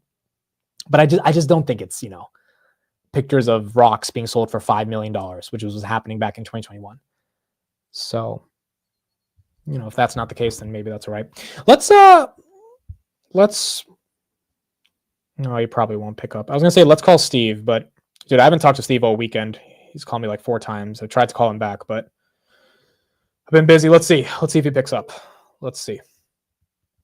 He's probably going to be so happy Palantir's down. Oh, why is CrowdStrike up right there? CrowdStrike's up a little bit after hours. Call has been forwarded to voicemail. Yeah, he rejected it. Forwarded to voicemail. He's probably in a meeting. He's probably going to get abducted by aliens too. Steve said can't talk.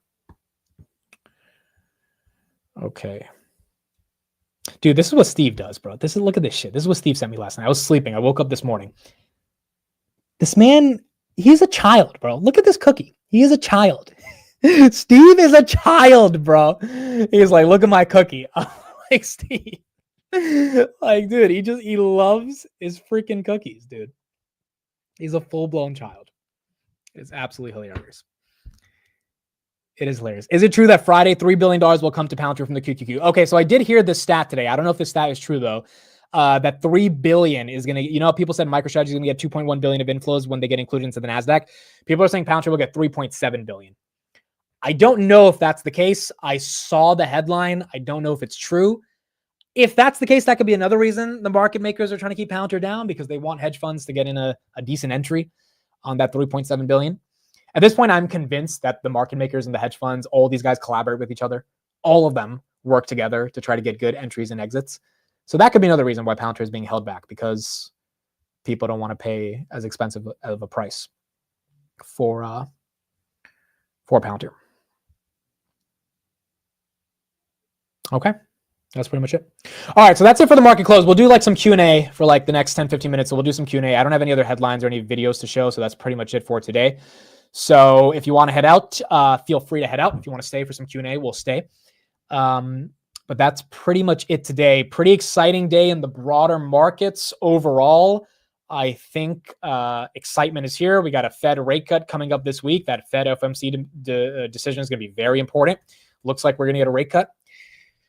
And then we end out the year. Then we end out the freaking year for 2024. Oh, yeah, we have Robinhood Weekly tonight. I almost forgot. So I'll be back pretty soon. I'll be back at like 9:30 for Robinhood Weekly. So, yeah, we'll have a ton of stuff to talk about when it comes to Robinhood Weekly tonight as well. Amit, when Sailor podcast. Okay, I should try to show you guys this clip. Dude, I told you guys this morning I was watching this Sailor podcast, and it was one of the best podcasts he's ever done. I want to show you guys the clip where he's talking about dividends. It is so funny, bro. He's just like, if you buy dividend stocks, you're fucking stupid.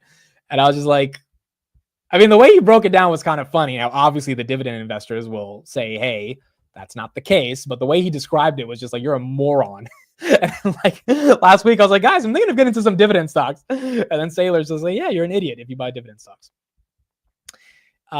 There's a bull case to his argument. There's a bear case to his argument, but it was kind of funny the way he was about talking about that. Tesla, where's Tesla after hours? Are we still at 471? Tesla after hours is 471.20. Tesla's not stopping. 471.20 for Tesla. Amit, do you think that Tesla robotaxis will be competition for Grab Holdings? No. So robotaxis in Southeast Asia are not a thing. And if you've gone to Southeast Asia, you understand why it's not a thing. This is not rocket science. I just came back from India. There's no robotaxi happening in India for a long time. I will bet. Okay, I'm not going to do the bucket of mayo bet, but because you never know, and I'm not putting myself in that situation. But I would be willing to bet like 5 buckets of mayo I would eat live on the stream that robotaxis are not inside of India in the next 5 years. Because when you're actually in the car in India or on the rickshaw, you realize there's no AI that's capable to understand all this shit that's happening. There's just not. It's just not happening. Same thing with Southeast Asia. Second of all, Grab is a much more diversified business. Again, I wrote my Grab thesis on Twitter. You can find it if you just search Grab and search my name. They're becoming more of a fintech than they are a ride-hailing app and a super app. So grocery deliveries and ride-hailing is not going to be their primary business in 5 years. It's primarily going to be microloans and advertising. So there's a lot of different components of the thesis. I think going from $5 to $10 in 2 years is not that crazy, and I don't think Tesla's a threat to them. At least not in Southeast Asia. Now, maybe if Tesla starts saying, "Hey, we're going to Singapore," but like Tesla's not even operating FSD in California and Texas yet, bro. Like even that is going to take some time before people are comfortable getting into a cyber cab in California and Texas. So I think it's going to take some time for them to expand from that. But once they figure that out, they have a chance. But as of now, I don't think that's going to be easy to happen. I would do the mayo bucket bet, but I'm not doing it because I'm not getting trapped. I'm just not doing it, bro. I'm not going to get trapped on that. Palantir Gavin says, do you have a 9-to-5 or just making content? I just make content. I honestly have never had a 9-to-5. I have had a consulting business that felt worse than a 9-to-5. It was more like 9 to 9 every day. But I've never actually worked at an office. That's another cool thing. I'm really grateful for at the Palantir event. Another thing I'm grateful for is that I've never had corporate holiday office parties. And you see in the movies, I shouldn't be one to say about movies, but you know what I mean? Like you see in the movies and the shows, like these holiday parties, and there's all these people, in the corporation just like kind of hanging out and stuff. Like I've never experienced that. I've never experienced having lunch with coworkers. And when I went to see the DC office on, which I can talk more about that on Friday, me and Ileana were having lunch with all these Palantir employees.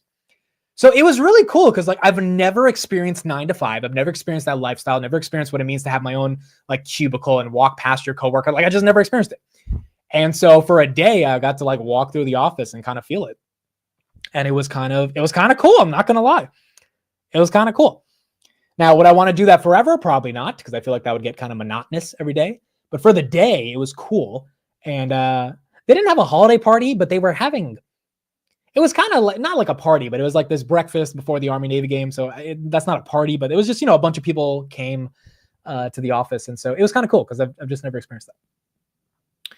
But it was interesting. Toto says you're not missing anything. It's fake friendships, bro. Yeah, that is fair. It's kind of like college, right? A lot of acquaintances, not really any deep friends. Anyone can get fired at any moment.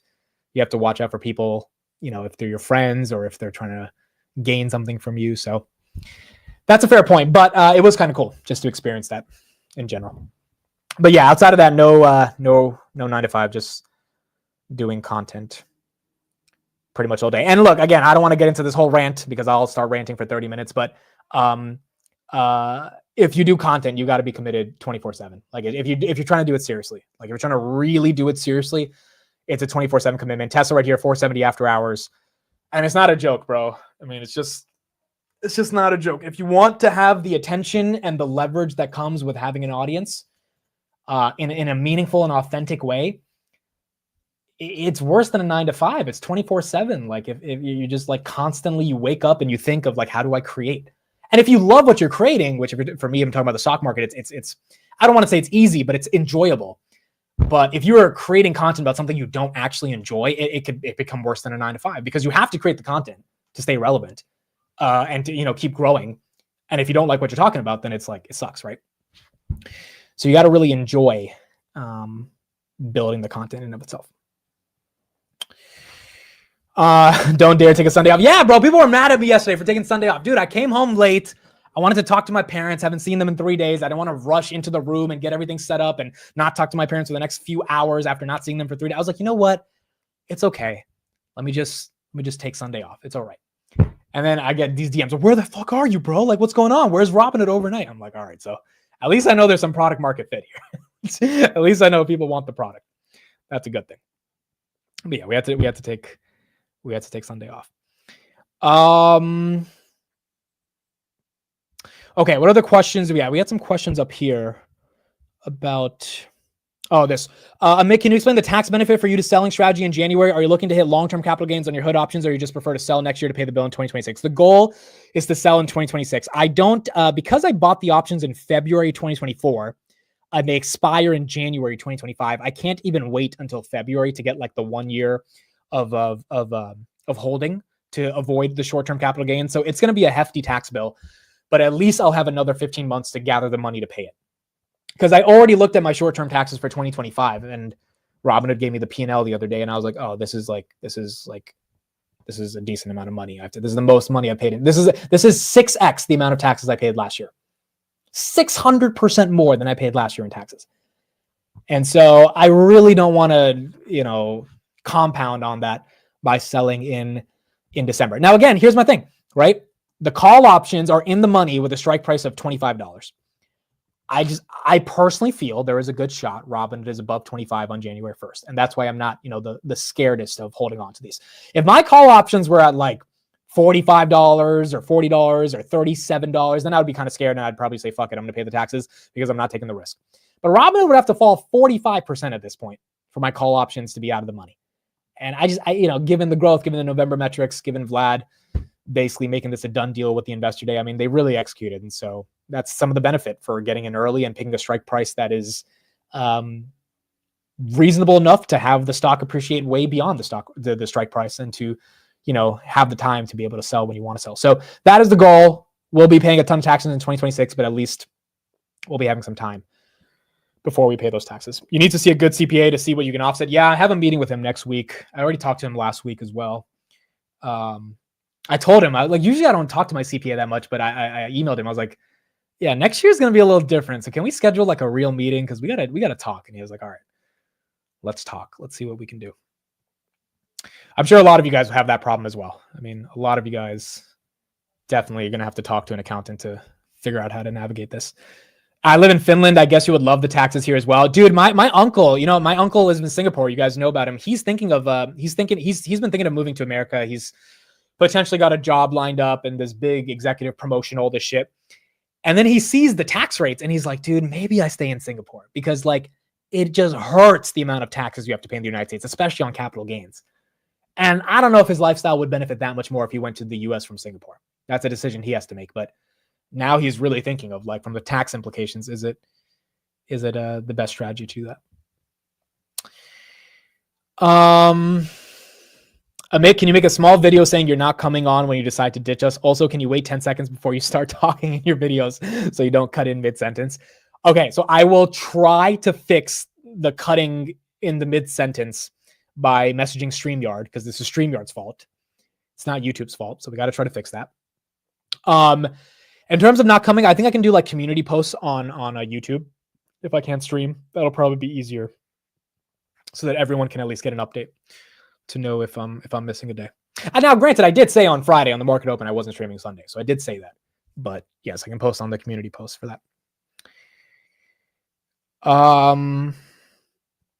Corporate tax rate is like 22% here in the US. Yes, corporate taxes are definitely higher. Maybe Trump lowers it, but I don't know if he gets it to be that much lower than it currently is. We pay about 26% tax on stock profits in Germany. Goodness, bro. Europe's in some issues, bro. Europe's having some issues. Every chart you look at when it comes to Europe, it is like not going well. It's just, it's a little bit of a mess right now, especially Germany. Their GDP has like been flat for 3 years. I wonder during the Trump term, what happens? I wonder if some of the European regulators come to grips with the fact that they need to grow or that investments are leaving. Like something's going to have to happen. We're going to see some change, I think, next year or hopefully in the next couple of years. But it's going to be based on if, the regulators are ready to actually want growth, because right now it's just not happening in that part of the world. Amit, are we watching Nike earnings this week? When is Nike earnings? Let's see. Nike earnings is going to be, Thursday. All right, Thursday we got FedEx, Nike, and Accenture. And then Wednesday we have Micron and Lennar. So Wednesday's going to be important. Micron, semis, Lennar, home builder. That's important. And then Nike and FedEx the next day. And Accenture, those are important as well. Did you see anything in the sky when the mist and the lights flickered off? Okay, so I did see something, but I'm pretty sure it was an airplane. It was like, those blinking lights, right? So I'm pretty sure it was an airplane last night because I looked up when the lights came out and everything, and I'm like, I think it was an airplane, but I'm not gonna lie. When I saw that last night, like my heart started beating even more because I was like, is that a fucking UFO? Like for a second, I got scared, but then I was like, it's an airplane. There's no way. And then it slowly just went away. I was like, all right, it's an airplane. I'm like 40 minutes from the airport. We see planes take off near my house. I'm like, it's an airplane. I hope. I was like, I hope it's an airplane, bro. But yes, I did see something last night. Have you invested in India? No, not yet. But India's getting cheaper. India's large caps fell by like 5% over the past 2 weeks because of a bunch of scandals and stuff going on. So India is getting a little cheaper, but haven't invested in India. Technical Tuesday tomorrow? Yes, most likely. Technical Tuesday will be happening tomorrow. Amit, so do you rely on capital gains to fund your lifestyle, or is YouTube revenue enough to cover your living expenses? I think I don't really spend anything I make in the markets. I don't take money out of my brokerage. So I guess you could say YouTube and Twitter income is enough to fund my life. I'll just be transparent with you guys. For the ending 12 months of this year, when you put everything together, Twitter and YouTube, it ends up being, I'm just looking at my thing right here. It's probably going to be 87 towards the end of the year. If I'm doing, call it 85 to 90. That's what it's looking like. So 85 to 90 from YouTube and Twitter for the whole year, which is not bad, right? It's enough to cover a lifestyle and enough to take money and put it into the markets as well. So I don't think that's too crazy. I don't have a ton of bills, although I do have a bunch of little things I have to pay off every single month and debt and stuff like that. But that's pretty much it. Now, again, to get to that 85, 90 on Twitter and YouTube, again, like it's a lot of work, bro. It's a lot of work. It's I know it looks like you're just talking on the camera for a couple hours and that's it, but it is just so much more than that. And, until people really are in that industry, they don't really understand it. And the anxiety think about the anxiety that comes with it, bro. The day you don't work, you don't get paid. Right? Like that's not just on YouTube. That's just any entrepreneur, right? If you don't work, you don't get paid. But in particular, with content you don't create, you don't get paid. Now, granted, again, you got to love the content to be able to make it enjoyable enough for people to want to come back every day. And as a byproduct of that, you get paid for the work you put in. But at its core, you got to be on 24/7, at least even mentally, even if you're not streaming, because you've got to be thinking of ideas to make the next show even better. So it's a lot of fucking work. It's a lot of work. And, you got to be able to do it. Now, last month was a good month on YouTube. Last month was a little bit out of the ordinary, out of some of the other months. Again, in the spirit of transparency, I'll just tell you guys. But last month is not a month that it's usually going to be like. So usually on average, it's like 6 to 7. Last month was 12. And I don't know what happened in November, but I guess the views just started going up and whatever it is the case. So last month was 12. Last month was a good month. I don't expect 12 every month. I think that's kind of aggressive. So if we get 12 every month, I would not be upset. Because like 10,000 of that's going into the stock market. But some months are good, some months are bad. That's another thing about being an entrepreneur, right? Some months are really good, some months are really bad. Like January was 2.5, right? 2.5. November is 12. So November is up 5x from January. So it's like there's some things you just can't control. There are certain things that happen. And that's kind of the media business. Yeah, the election happened, all that stuff. Right. Like so many things happen during different levels of the year where it gets people more excited to watch content, I guess, all that stuff. Does that include super chats? Yeah, that includes super chats as well. So super chats was a big month. A lot of you guys, some of you guys are fucking crazy, giving $400 or $500, which is just insanity. But I guess I kind of think of super chats as I don't charge anything ever for like a Discord or a private group or any of that shit. I never will. I don't do any brands, any sponsorships, any of that. And I get a lot of offers, and every time I'm like, nope, I just don't do it. And so I think the super chat is kind of just like a thank you for keeping the stream ad free and keeping the stream, enjoyable without having to stuff it with all these stupid promotions, because I just hate that, bro. It's like it's not enjoyable to watch. And if we're getting 3,000 people every morning, if we want to get 5, 6, 7,000 people one day eventually and double that, I just want it to be the most enjoyable experience ever, because I've sat through the people that have a coupon code every 5 minutes, right? So that's not what I'm trying to do here. And I think the super chats are kind of just like a thank you for that. But some months it's good, some months it's not, and it's just a question of kind of how they stack up.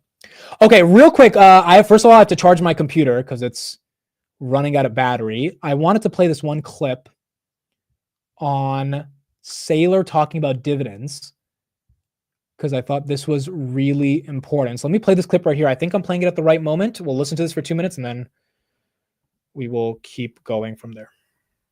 Dividend, but when we're paying the cash dividend, we wouldn't be paying 6% in cash.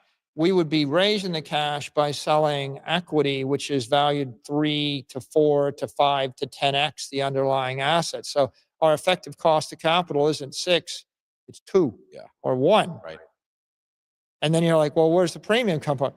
Because we're actually getting an 80% boost on the strip that we sold the fixed income. And I don't know if this is the exact moment, dude. I got to find the exact moment. I want to find the exact moment where he was talking about dividends. Because that moment I thought was so funny, bro. Like I was listening to it on the bus yesterday. It was just like, you're stupid. If you, I got to spend some time to find it. It's not there. I got to try to find it.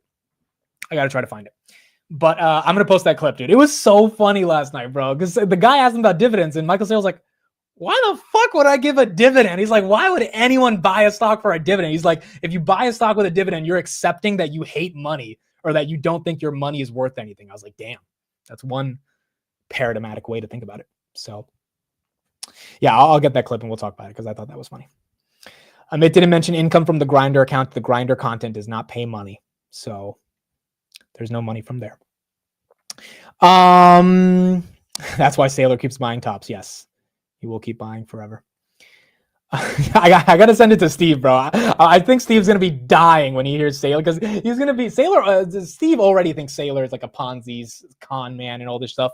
As soon as he hears him say dividends are the stupidest thing ever, that will be hilarious. We got to get his reaction. How's your Tesla car? Tesla's awesome. I got the wall charger, the power wall thing. We just have to install it, but I got it the other day. So I'll be charging it at home now. And it'll be easier to charge it every single day. But Tesla's awesome. I love it. I love that car. I really do. And 0% APR is very, very nice as well. Maybe we need some merch. I don't think I'm ever going to do merch, dude. I don't like merch. I think merch is one of the like most elementary ways to offer something to an audience. It's just like, does anyone really need a shirt or a hoodie or a hat that represents me? You know, you guys might love the show, but like, is that something you really need? Probably not. If you were to be buying merch, you're not buying merch for the clothing. You're buying merch to support me, right? And so to me, it's not worth the offering. Like at that point, just give a super chat. And like you know, at that point, you don't need to go out of your way to buy a hoodie or something. So I don't know. Never been a fan of it entirely as a concept. I'd rather just like send you guys stuff, like send cowbells or stuff, like send some fun stuff out there to people. But I don't want to get into selling merch. Truthfully, dude, I don't want to sell anything. I think that's the thing about the show. I was talking about this with someone who worked at Palantir the other day. They're, you know, believe it or not, there's a couple Palantir employees who watch me every single morning. And one of the guys was like, dude, I listened to you on the way to work and you're just like awesome to listen to. And I was like, what do you like so much about it? And he was just like, it's just authentic. There's no selling. There's just like what's going on in the world, and can you present it with a lot of value and entertainment? And I was like, dude, what if for the rest of the time I do this show, there's never any selling? What if there's never any selling? Like, what if you just never sell anything? Right? That doesn't mean you don't, like offer new ideas or concepts to people, but what if there's never any exchange of monetary transactions from you guys to me because there's nothing to sell?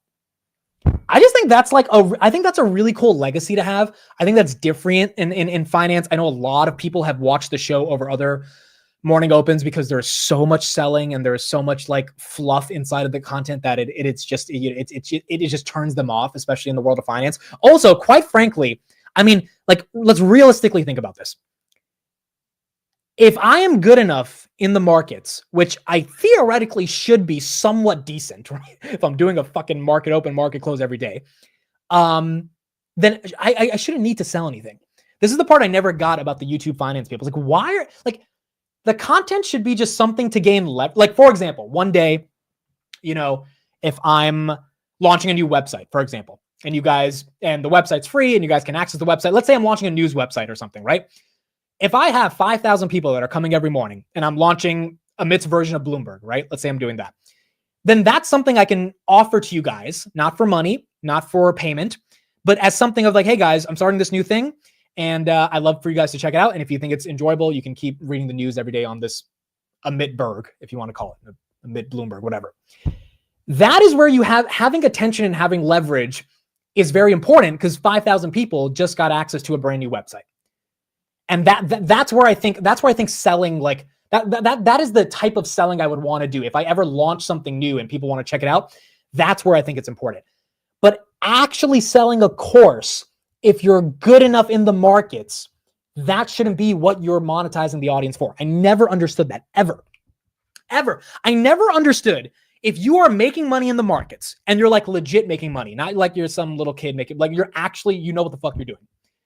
The content you should be creating leverage for your long-term brand, because the most competitive thing in society is to get people's attention. And then whatever you launch in the future, for example, let's say I legit launched the Amit Lex Friedman podcast, right? Like a legit, I'm going for it, guys. I'm going to try to be the next Lex Friedman. Here's the YouTube channel, first episode, Mark Zuckerberg. I really would appreciate you guys to subscribe to that. Technically, I'm selling there, but all I'm selling is more of my content for free on a different channel. And I would appreciate a subscription to that channel. And if you guys appreciate me and my content, you would subscribe.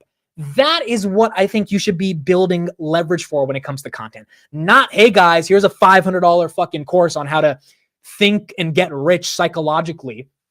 Like there's not a billion people talking about that on the internet. Pay this $500 to me because the love you have for me because I got Palantir right means that I deserve 500 of your dollars because I'm some genius in the markets. That is bullshit. It is absolute bullshit. Anyone doing it is full of shit, in my opinion. Now, I love some of these guys that are doing it. You know, they're friends, but they're still full of shit. And I'll tell them that to their faces. They're still full of shit for doing it. Because it's garbage, bro. It's nonsense. Like, you're not really, like, come on, bro. Come on. Unless you are legitimately telling people what stock to buy, at what moment, and exactly when to buy it, how much to buy, some stupid course on, like, saving on your fucking coffee every day so that you save up more money is not going to work. It's absolute garbage. It's bullshit. It's ruining your brand. It's destroying your reputation. I mean, again, guys, like here's the perfect example to really make this make sense, right? See, you guys, I said I didn't want to go on a rant and you got me on a rant. I didn't want to go on a rant. You got me on a rant. Derek, who's a good friend of mine, got me into Figure. I've said this story many times for the people that are new here though. That startup I invested in at $2 billion. I don't know what the valuation of Figure is today, but I think it's a lot more than $2 billion. I got to put $25,000 into that startup. Why did I get to put $25,000 into that startup? Because Derek has been watching the streams for years at this point. And one day he said, bro, I made a lot of money off Palantir. I love your content. You were super real. One day you didn't know what a market cap was. The next day you're shaking hands with Alex Karp. I just feel like I owe you and I want to reward you. And, Derek's a multi-billionaire. He's like, I want to take you into the world of like private startups and I want to bring you in. And now me and Derek are like best friends, right? And so think about if Figure goes to $1 trillion, that 25,000 will be worth 15 million. So think about how much I would have given up in opportunity cost. And maybe Figure could fail, right? Maybe it can go to zero too. But like just the potential of having 25,000 turn into like 10 to 15 million dollars, maybe over the next 20 years, is more money than every one of these fucking YouTube finance people selling their $1,000 course will have ever made in their entire lifetime. It's just that simple. It's just that simple, right?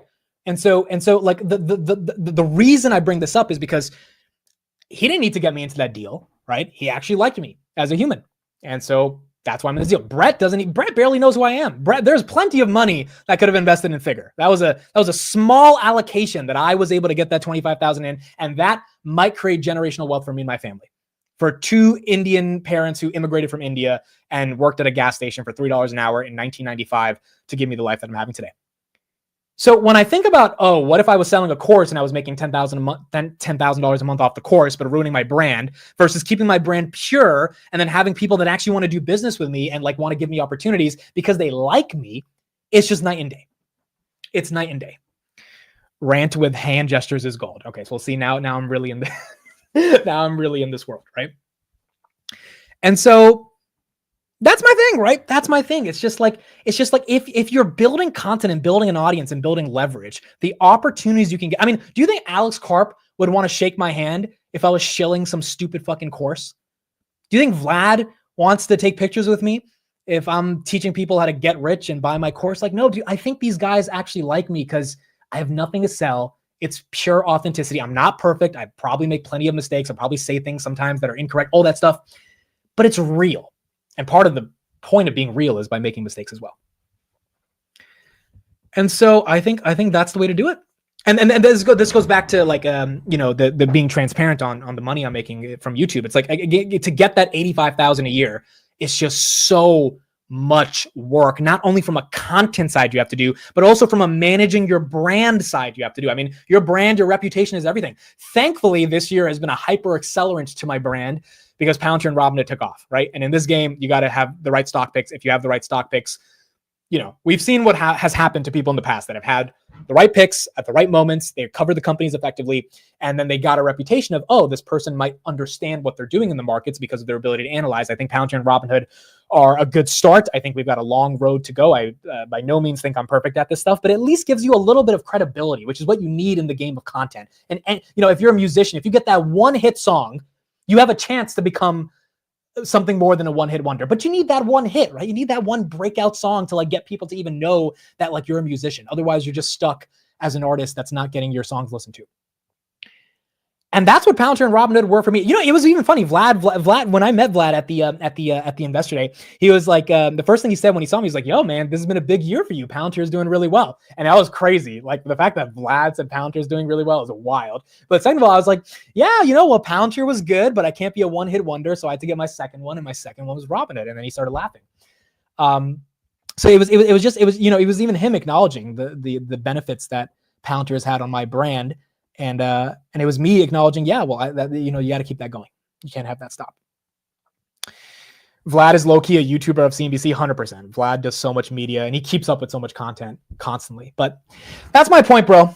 I really think at the end of the day, you've got to be able to generate a brand that is beyond asking people for money.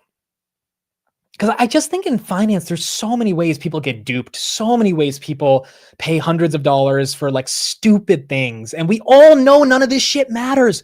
We all know these courses are full of shit. We all know that no one's going to help you pick the next 10x stock. It's all bullshit. It's all a fucking lie. All of it is garbage marketing. None of it is real. None of it is real. Paying $500 and watching 10 hours of videos will not help you find the next Palantir. And if you think that, you're a fucking idiot. That's it. It's just that simple. You're stupid. The problem is, though, a lot of people that don't have a lot of money think that $1,000 might change their lives because they'll find the next 10x stock and then they justify the purchase.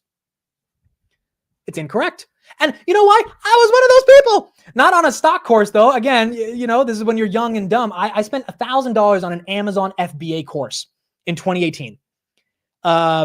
Because there was this guy on YouTube who had all these YouTube ads. And I was like, oh, like if I pay $1,000 and I learn about Amazon FBA, I'm going to be making $50,000 a month. Like he was advertising he's doing. Again, when you're young, 17, 18 years old, you think like, this is the way that you get so influenced by all this media on the internet, and your brain's not developed enough to be like, mother effer, if this guy's making so much money, why do you think he needs $1,000 from you?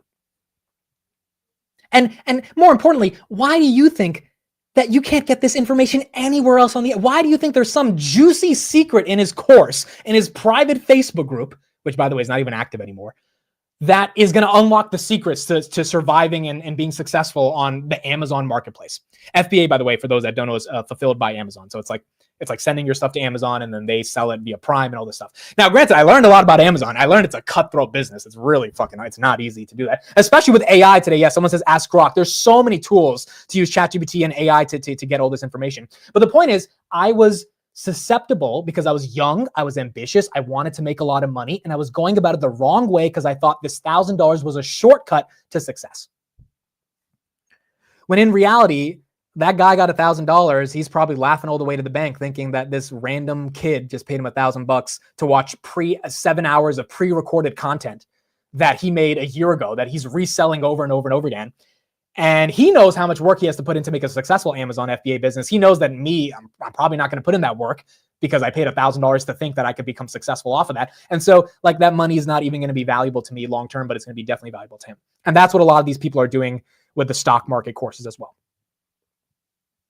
It's dude, it's just the truth. It's just like you just like entering if you're paying someone money, it's either to support them or because you believe there's true alpha. It cannot be because you think their 14 video course is going to change your life.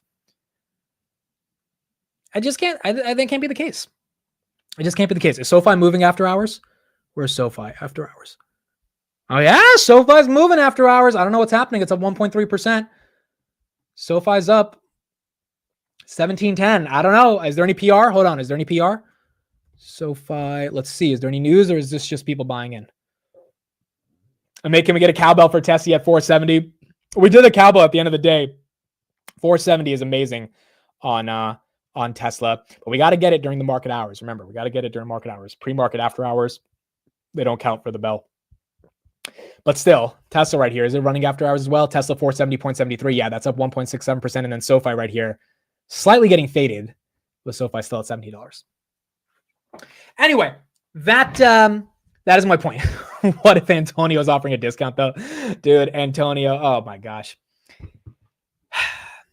Antonio's a funny guy. That's all I'll say. Antonio is a funny guy. Oh, Derek just called me. Hold on. Does he know I'm live? Is he watching? Is Derek there? live right now. We'll call you after.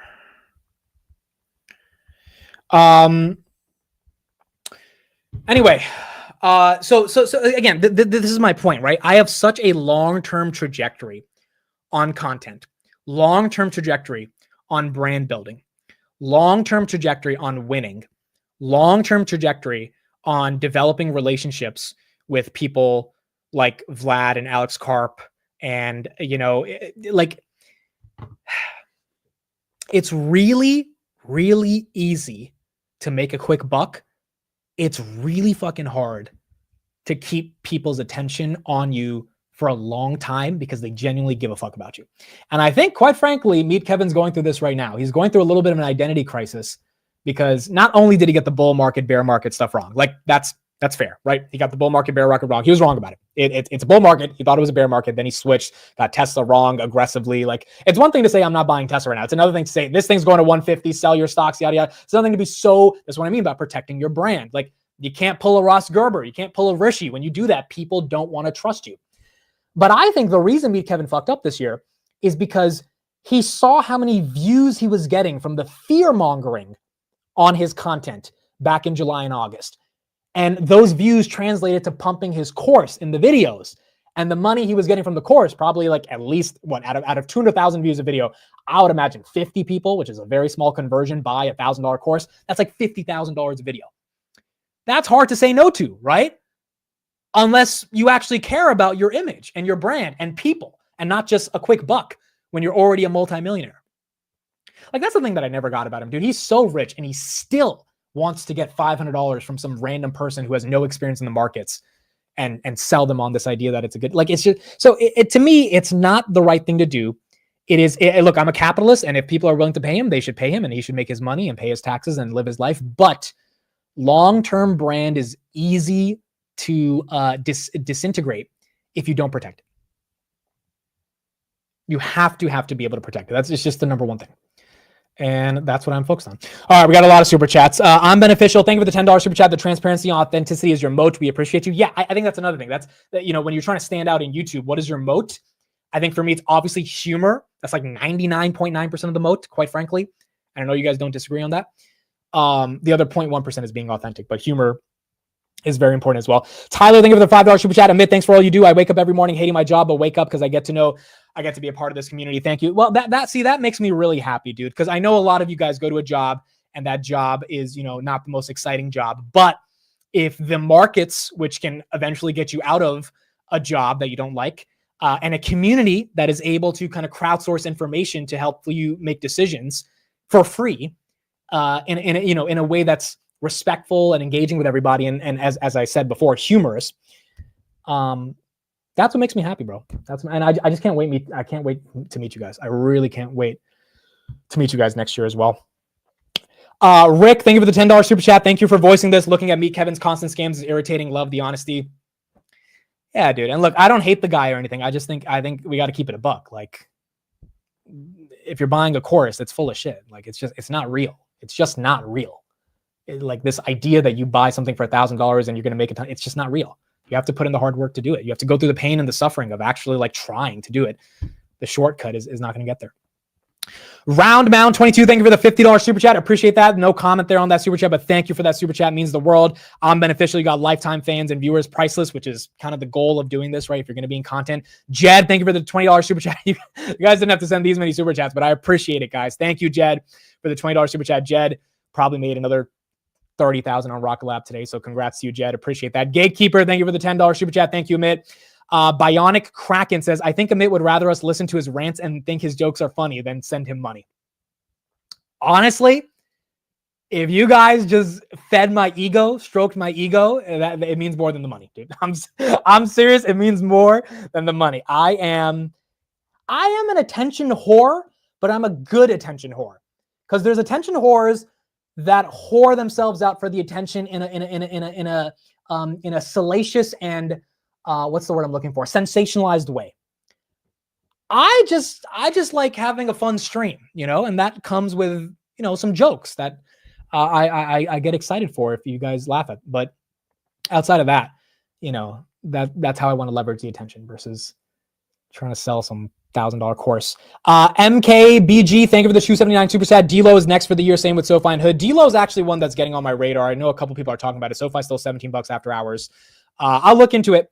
It is one that is taking a nasty hit over the past couple of weeks, so I will take a look at D-Lo. But there are some people that are talking about that. SoFi right there, up about 0.83% currently after hours. George, thank you for becoming a channel member. Amit, I've been with you since you moderated Tom Nash and Justin O. Your ethics are top tier, and that's why people resonate with you. Yeah, that is part of the reason why I think there is this community is having some level of ethical foundation. Tess, thank you for the $10 super chat or euro super chat. Merry Christmas, stay authentic. Appreciate you, Tess. We got to get you to call into the show and get your thoughts on everything going on. You should call into the show more, Tess. You're always in the chat. We got to find a way to get your thoughts on stuff. Jason, thank you for the $199 super chat. Amit has helped me make over 200K this year. I love it. Now that 200K is going to probably turn into like 160 after the taxes, but still 200K, baby. Thank you for being part of the show. And thank you for being here every day. In terms of the ethics things that George talked about as well, I think that's another big thing, bro. Like, was it euros or pounds? Did I mess it up again? It was pounds. Dude, I cannot see the difference between euros and pounds. I'm just gonna call it dollars. Okay, I'm just gonna Americanize all your super chats at this point.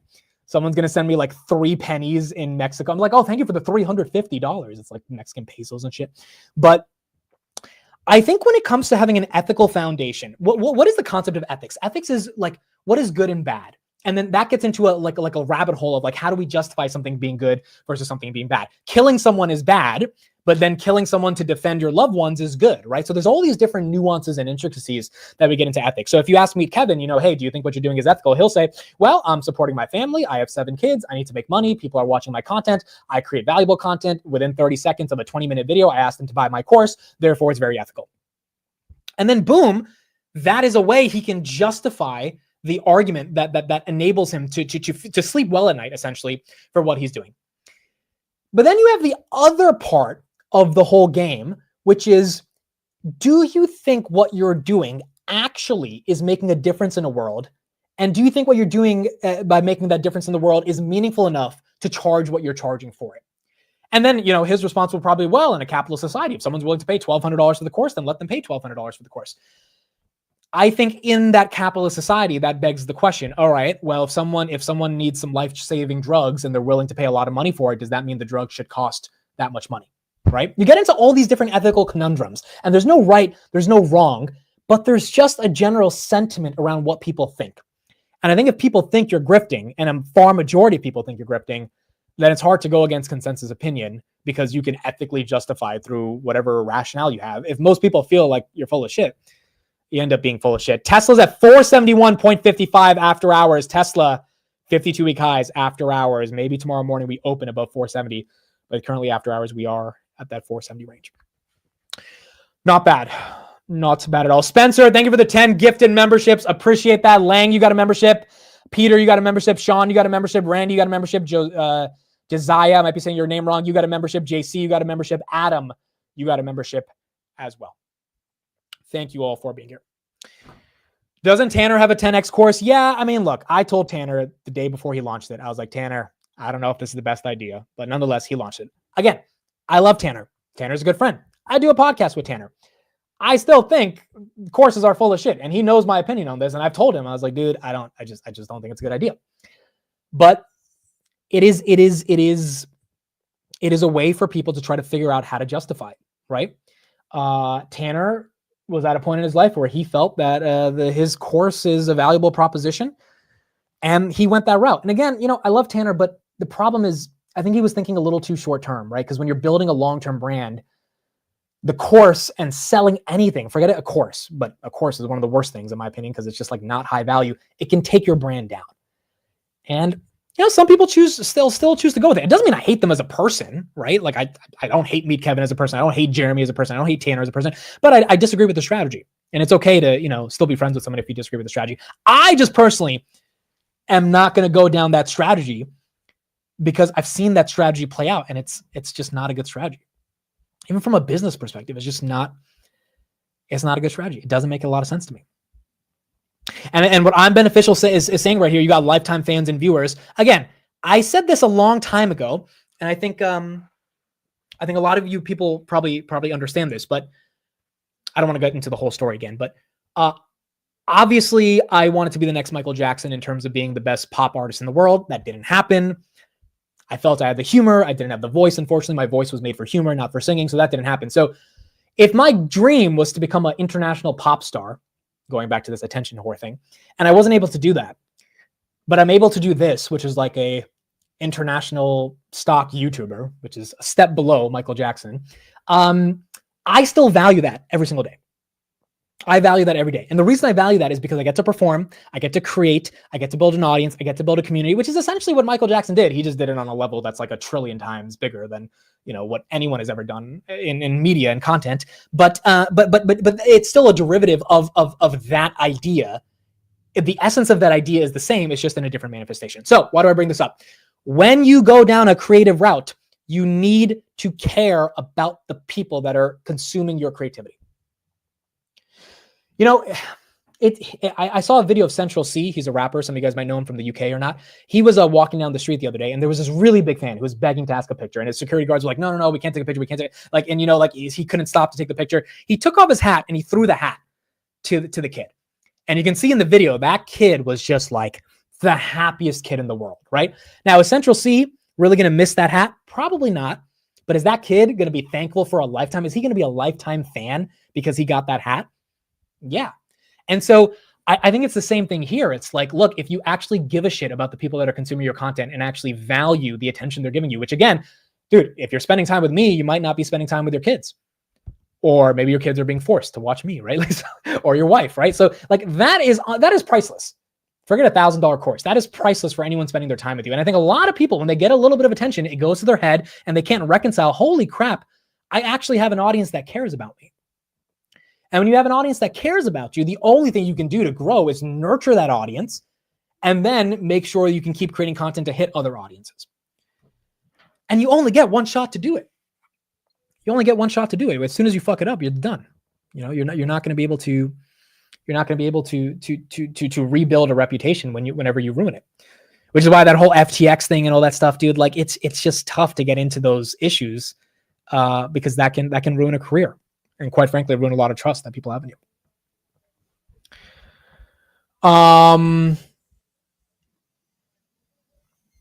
My wife asks me, are you going to leave me for a mint one day? Dude, I told you, I met that couple at the Army-Navy game, and his wife was there. And it was so funny because I was just like, oh, he's forcing you to listen to me. And she's like, no, we love listening to you. You're part of our family now. And that was really humbling, bro. That was really humbling.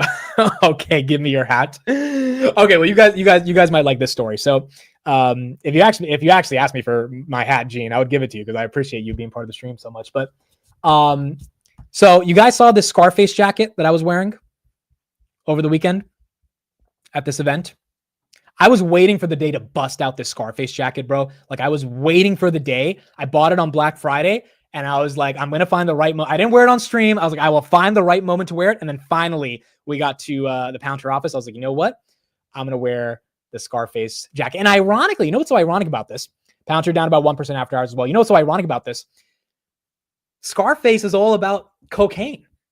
And Carp is like the shorts are on cocaine, right? So it's like, I didn't think of that connection, but then I got back home and I was like, wait a second, this makes sense because Carp is like the coke dealers and Scarface is about cocaine. And well, there's kind of like an argument there. But the reason I'm bringing this up is because I don't have this jacket anymore. This jacket is gone. Why is the jacket gone? Because I gave it away. I was at the train station in DC yesterday.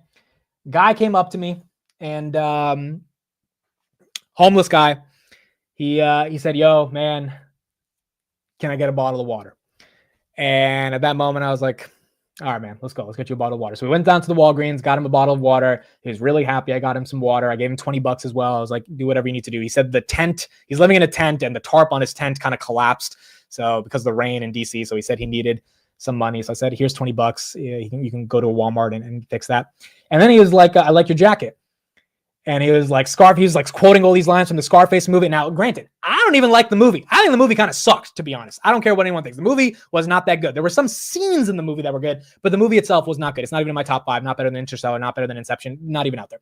This gentleman, I think, was like 50, 55. You could tell he was older. And He was homeless, and he was quoting lines to the movie to me. And I was just like, "You want the jacket?" I was like, "You want? You want?" Like, you could tell he really liked Scarface.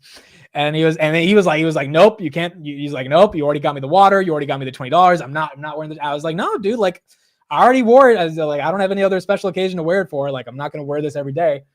You want to wear it?" And then he tried it on. I didn't get robbed.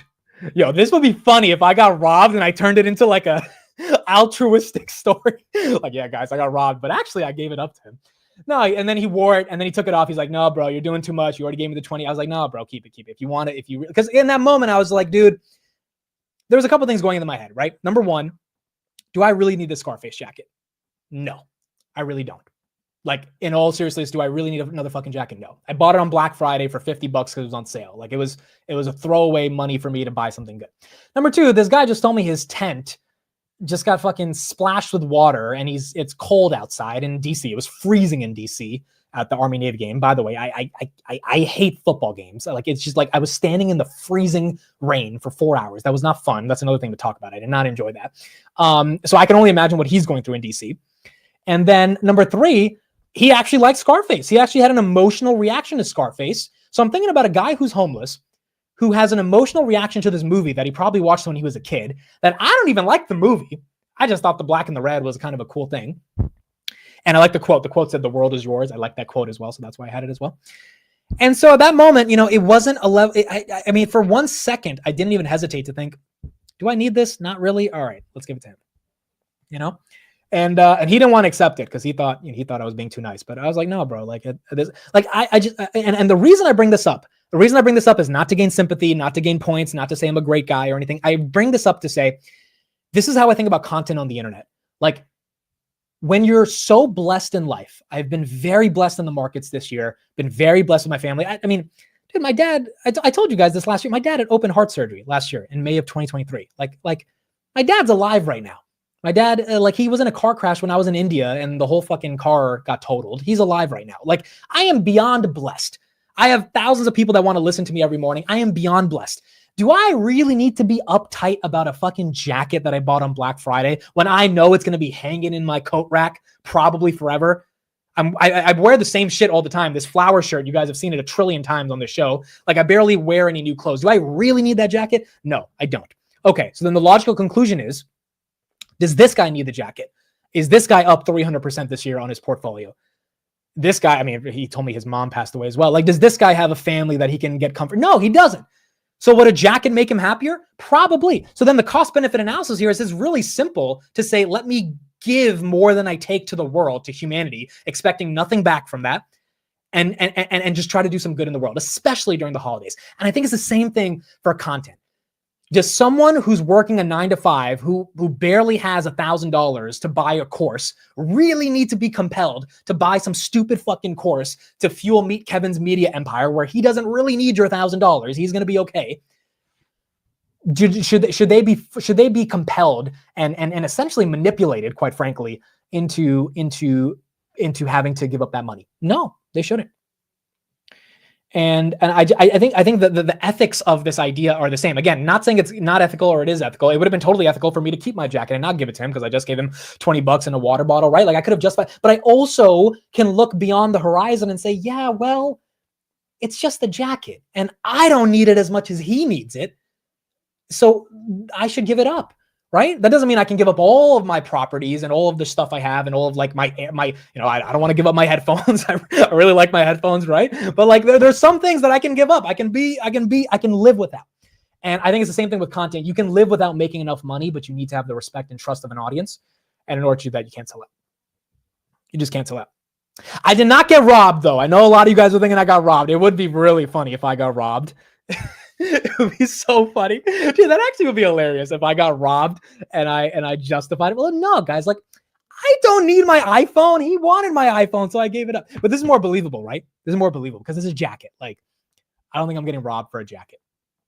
And the guy was really nice. His name was Chris, by the way. He said his name was Chris. I was like, well, I have another friend named Chris who, actually was part of the reason why I'm up a lot this year, because Chris taught me a lot about options. So it was one of those things where you just have to Be a better person. Brofesco Joe says, did you say this before or after you saw the gun? This is hilarious, bro. This is hilarious. If I ever see him in DC, I'm gonna make sure I catch up with them. That's hilarious, bro. This is why we have the best chat in the world. You guys are like, yo, this guy's getting robbed. He's making up a story right now. He's not even real. No, that's what happened, bro. Did you tell him you were up on stocks? No, we didn't get into that deep of a conversation, but we were talking. I mean, if someone has to ask a stranger for a bottle of water, you got to ask yourself how fucked up of a situation they are in life, right? Like, and that's what I think about whenever someone who's homeless comes up to me or like is in that situation. And honestly, I've been doing this since I was a kid, bro. I used to take 2 buses going home from my high school, 2 buses and a train, actually, because I lived like decently far away. And there'd be a lot of homeless people at the train station. Not every day could I give money, but if sometimes they came up to me and I just got like McDonald's or something, or I got a slice of pizza, I'd get them a slice of pizza too. Because at the end of the day, I'm like, all right, it's another $5. Like, am I really gonna? And at the time, you know, I'm a kid in high school, I'm broke, but I'm like, $5 is not crazy to spend on someone else. I just think it's very, very important to have a level of compassion for the rest of the world and to count your fucking blessings. That's it.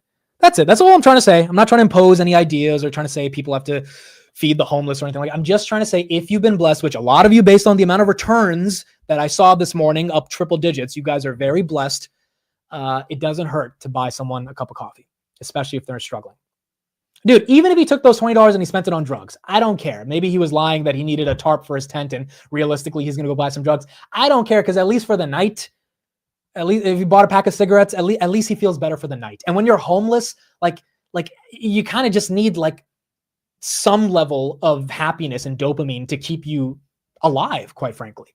And that's more of a governmental problem in terms of how we can resolve these things from a structural foundation. But if for the night he got a couple of cigarettes or something, then it is what it is. It's just having a little bit more compassion for people that are out there in the world. But I did not get robbed, okay? Even though that's hilarious, bro. That's actually hilarious. Lynn, thank you for the pounds. I know these are pounds. Thank you for the 199 pounds. Thanks, Amit. You are brilliant. Appreciate you, Lynn. Thank you for being here. Edgar, Amit, we appreciate all you do. Edgar, thank you for the 199 super chat. Appreciate you being here as well. Yeah, Jed, we definitely got to meet in DC. If you're in DC, well, that'll be on the meetup list. And we'll make sure DC is on that list to do a meetup. He was at the police station. That's why he didn't do a Sunday stream. Yes, I was reporting a robbery at the police station. That's why I didn't do a Sunday stream. Amit, will we ever have a Discord? No, we're never having a Discord. I already said this last week, dude. I just don't want to deal with the Discord, bro. This is just too much notifications, too many messages. I already have so much shit throughout the day to deal with content-wise. I just can't do a Discord, bro. It's too much of a group chat. Maybe one day, but it's just a lot, bro. It's a lot to manage an entire community, and I wouldn't do it justice. So until I think I can actually manage it, I'm probably not going to do it. But yeah, probably no Discord instead. I think the chat is better, and Twitter. That already is a lot of people coming together. JJ practicing alpha or Aloha says, I feed the homeless as a career. These people have close to nothing. You are the man. Yeah, I mean, look, I know sometimes a lot of them might be lying or something like that. I get it. Like that definitely happens. But at the end of the day, most of them have nothing. If you're homeless, you have nothing. You got completely screwed by the system. You never found a way to get out of it. You probably got trapped into a cycle of drugs and alcohol, and you're just in a fucked up situation. And it's people who are vulnerable that I think we need to care about a lot more. And going back to the content thing, when you're vulnerable and then you're getting offered $1,000 course, and you got to get your family out of the situation that they're in. SoFi 1708 after hours. You think, all right, honey, if I pay this $1,000, I'm going to get rich. And that type of mentality, I just hate. It's just not. It's not the right mentality, I think, to have. If not a Discord, Amit should have one perennial live stream and put himself on repeat when he is not online, like Yahoo Finance. That's actually hilarious. I don't know if I'll ever do that, but that is hilarious. Amit could leave streams on while he sleeps and we could earn him more money chatting. Dude, there's streamers that like have thousands of people watching them while they're sleeping, right? It's kind of crazy that shit happens. But when you get big enough, But see, this is the thing. When you're big enough as a streamer to have I mean, the one that comes to mind is Kai Cenat on Twitter. He has or Twitch. He has 80,000 people watching him while he's sleeping. It means you have a really dedicated fan base, bro. Like a really dedicated fan base. Dan, thank you for the $2 super chat. I appreciate that, brother. Thank you for that $2 super chat. And so I think that's what every content creator should be living up to. Every content creator should be living up to, how do I build an audience that cares about me so deeply that that they actually want to, spend time with me in any situation. And that's just hard to do. It's not easy to do. That's the thing. It's not easy to do that. It's not easy to do that. It's the easier thing is to get 100,000 people, if that's your audience base in general, to pay $10 a month or whatever. It's easier to get a certain section of people to pay a lot of money, or to pay a certain amount of money for you to, make revenue. It's harder to get a small amount of people to genuinely care about you. But it's more rewarding if you can go that route. Is Tesla pumping? Oh my God, Tesla's 473 after hours. What is happening? Who is buying Tesla? None of you guys are buying Tesla in the chat. I know that. I know none of you are buying Tesla. So who the hell is buying it? Goodness gracious, bro. Holy crap. What is happening right here? How is this happening, dude? Rate cuts? Yeah, I guess rate cuts. 473.2, up 2% after hours. Robinhood's moving a little bit, 43.26. Palantir down about 0.54%. Palantir 75.34. Tesla 473.40.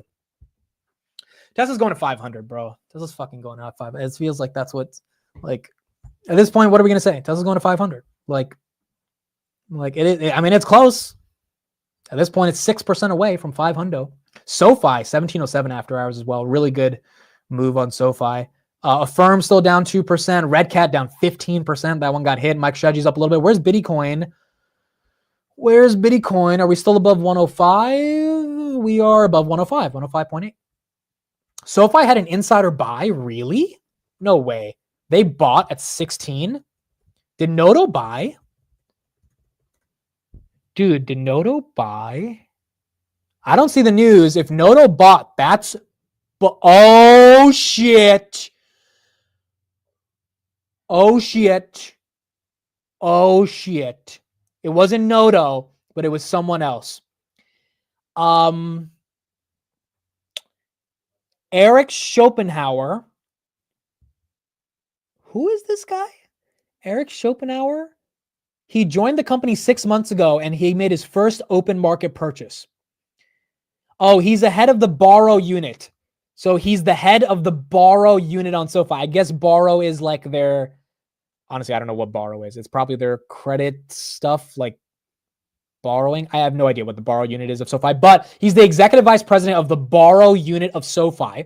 Probably has something to do with loans or credit cards, or originations. And he bought how many shares? He bought 500,000 shares? No, $500,000 worth of shares. So that's 30,000 shares. 30,000 shares. He bought 30,000 shares. That's bullish. That's bullish. Lending. Yeah, it looks like he's the head of lending. They're calling it borrow. I've never heard that name associated with SoFi. But he's the EVP. Let me look him up real quick. Eric Schopenhauer. Is that how you say his last name? There's a philosopher called Arthur Schopenhauer. I feel like I'm saying it wrong. Eric Schopenheimer or some shit. This guy, this dude right here. He's the EVP of the group business unit leader for Borrow. He oversees home loans, personal loans, in-school student loan refinancing, yada, yada, yada, yada. All right, there you go. Got some SoFi buying. That's bullish, baby. Insiders buy for one reason. They can sell for 1 trillion reasons. We all have heard this before, but they only buy if they think this thing is going up. And it looks like he thinks this thing is going up. Tesla 474. Oh my goodness. And we got rate cuts coming up. That's big for SoFi as well. Dude, Tesla goes to 500. That's gonna be so crazy, dude. It's just gonna be so epic. It's gonna be so crazy, but it's also gonna be so epic because it feels like it's happening now. Just like Palantir to 70, we thought it was gonna happen, and then it happened. I mean, I don't know. Tesla to 500 looks like it's going to happen. Tesla's the new MicroStrategy. Tesla does have Bitcoin on their balance sheet, bro. Like if Bitcoin goes up, it actually helps Tesla. Like they have 11,500 Bitcoin on their balance sheet. And I don't get why it's so crazy for Microsoft or Amazon to buy 10,000 Bitcoin. Like the risk is minimal. They lose $1 billion. Okay, whatever. Like they have 80 billion in cash. Like that cannot be something that shareholders would get mad about. The reward, if Bitcoin goes to like 200,000, is they make $1 billion off of doing nothing. So I don't know. The risk reward is pretty asymmetric to me. Even if Bitcoin is high at these levels, it feels like it's something to diversify their balance sheet with, which isn't crazy. Mate, you will have to buy at 600. Yeah, I guess so, bro. I guess so. Again, look, here's my thing. I'm not upset that Tesla's going. I'm happy for everyone in Tesla. It's just I made a decision this year. I consolidated my portfolio. It's done very well in that consolidation, even if I invested in Tesla, which I didn't have the foresight to see Tesla with 3x from 130, but I did have the foresight to think Robinhood would go from like $10 to $25, right? Like that was more reasonable for me to see happening, and that did happen. So from that perspective, you can't have too much FOMO about this, but also it's just astonishing to see this much money come into the stock at these levels. Like that is the most exciting part about this. It's not really about FOMO. It's more so about who else is having FOMO. Is it institutional FOMO? Is it retail FOMO? Is it the Saudis? Like who's buying this shit at these levels? And quite frankly, when do people think it's expensive? Because I don't know if 475 is expensive. I think it's stretched. I definitely think the market cap's up there. I don't know if it's like, oh my God, it's the most expensive thing ever. Like Palantir at 70 objectively is expensive. It's expensive. Like there's nothing we can say about it. But we understand why it's staying at these levels. I don't know if Tesla 475 is super expensive. I definitely think it's extended. I don't know if that has to come back down to 400. Just like I don't think Palantir has to come back down to 40. Which again means that people are going to chase. Nancy's up $2 million on Broadcom. More than that today, given it was up another 10%. So she does own Tesla. She does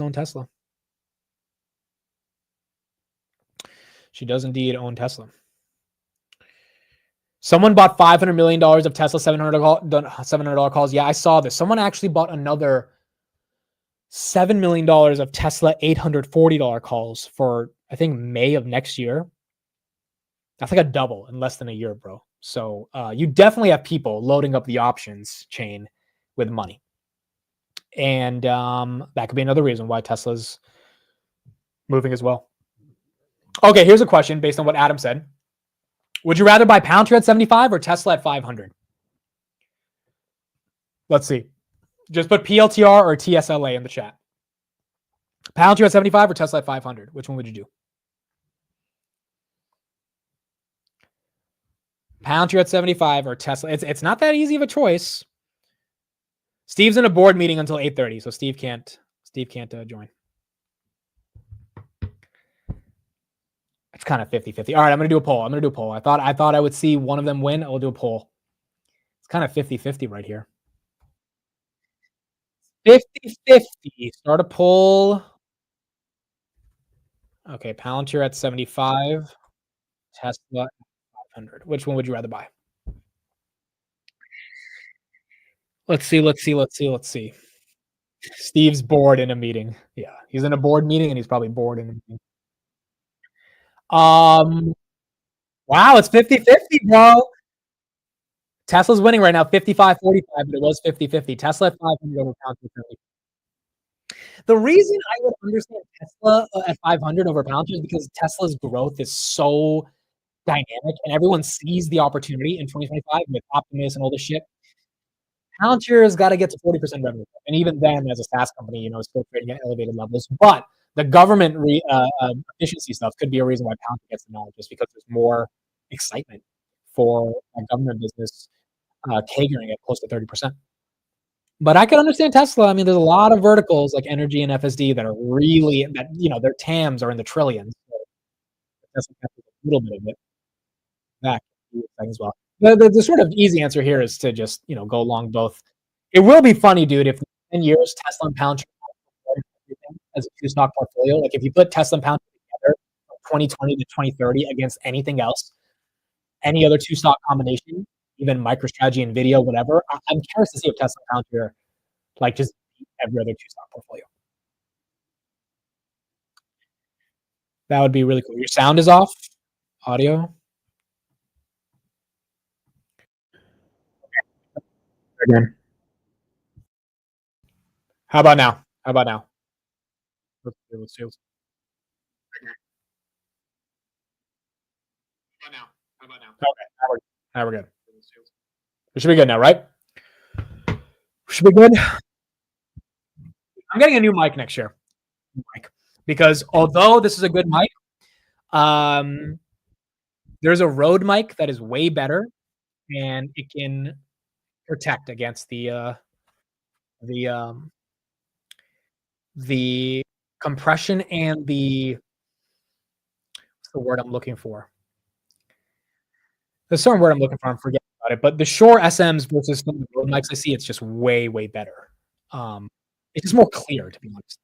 It's probably StreamYard, bro. Because when we did OBS the other day, OBS was like the audio was so crisp on OBS. It's probably, dude, I have to write a strongly worded letter to StreamYard and ask these guys to fix some of their shit. Because now I'm paying them $500 a year. I'm paying them 1 Tesla share a year. They gotta fucking fix their stuff. It could be the aliens. Yeah, it could be the aliens. That could also be the case.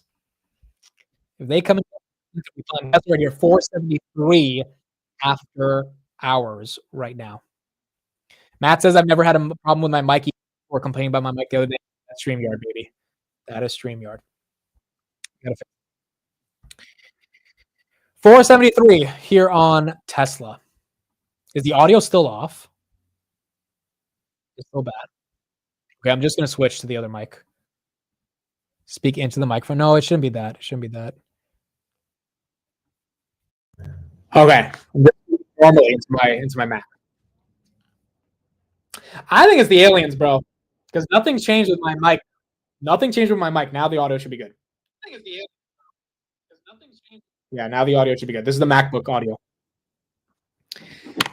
I think it's the aliens because nothing changed with this microphone. No wires, nothing like that changed. It's still out. It's still out. Okay, definitely. Then it's StreamYard. It's either StreamYard or the aliens, bro. It's StreamYard or the. Hold on. It's either StreamYard or the.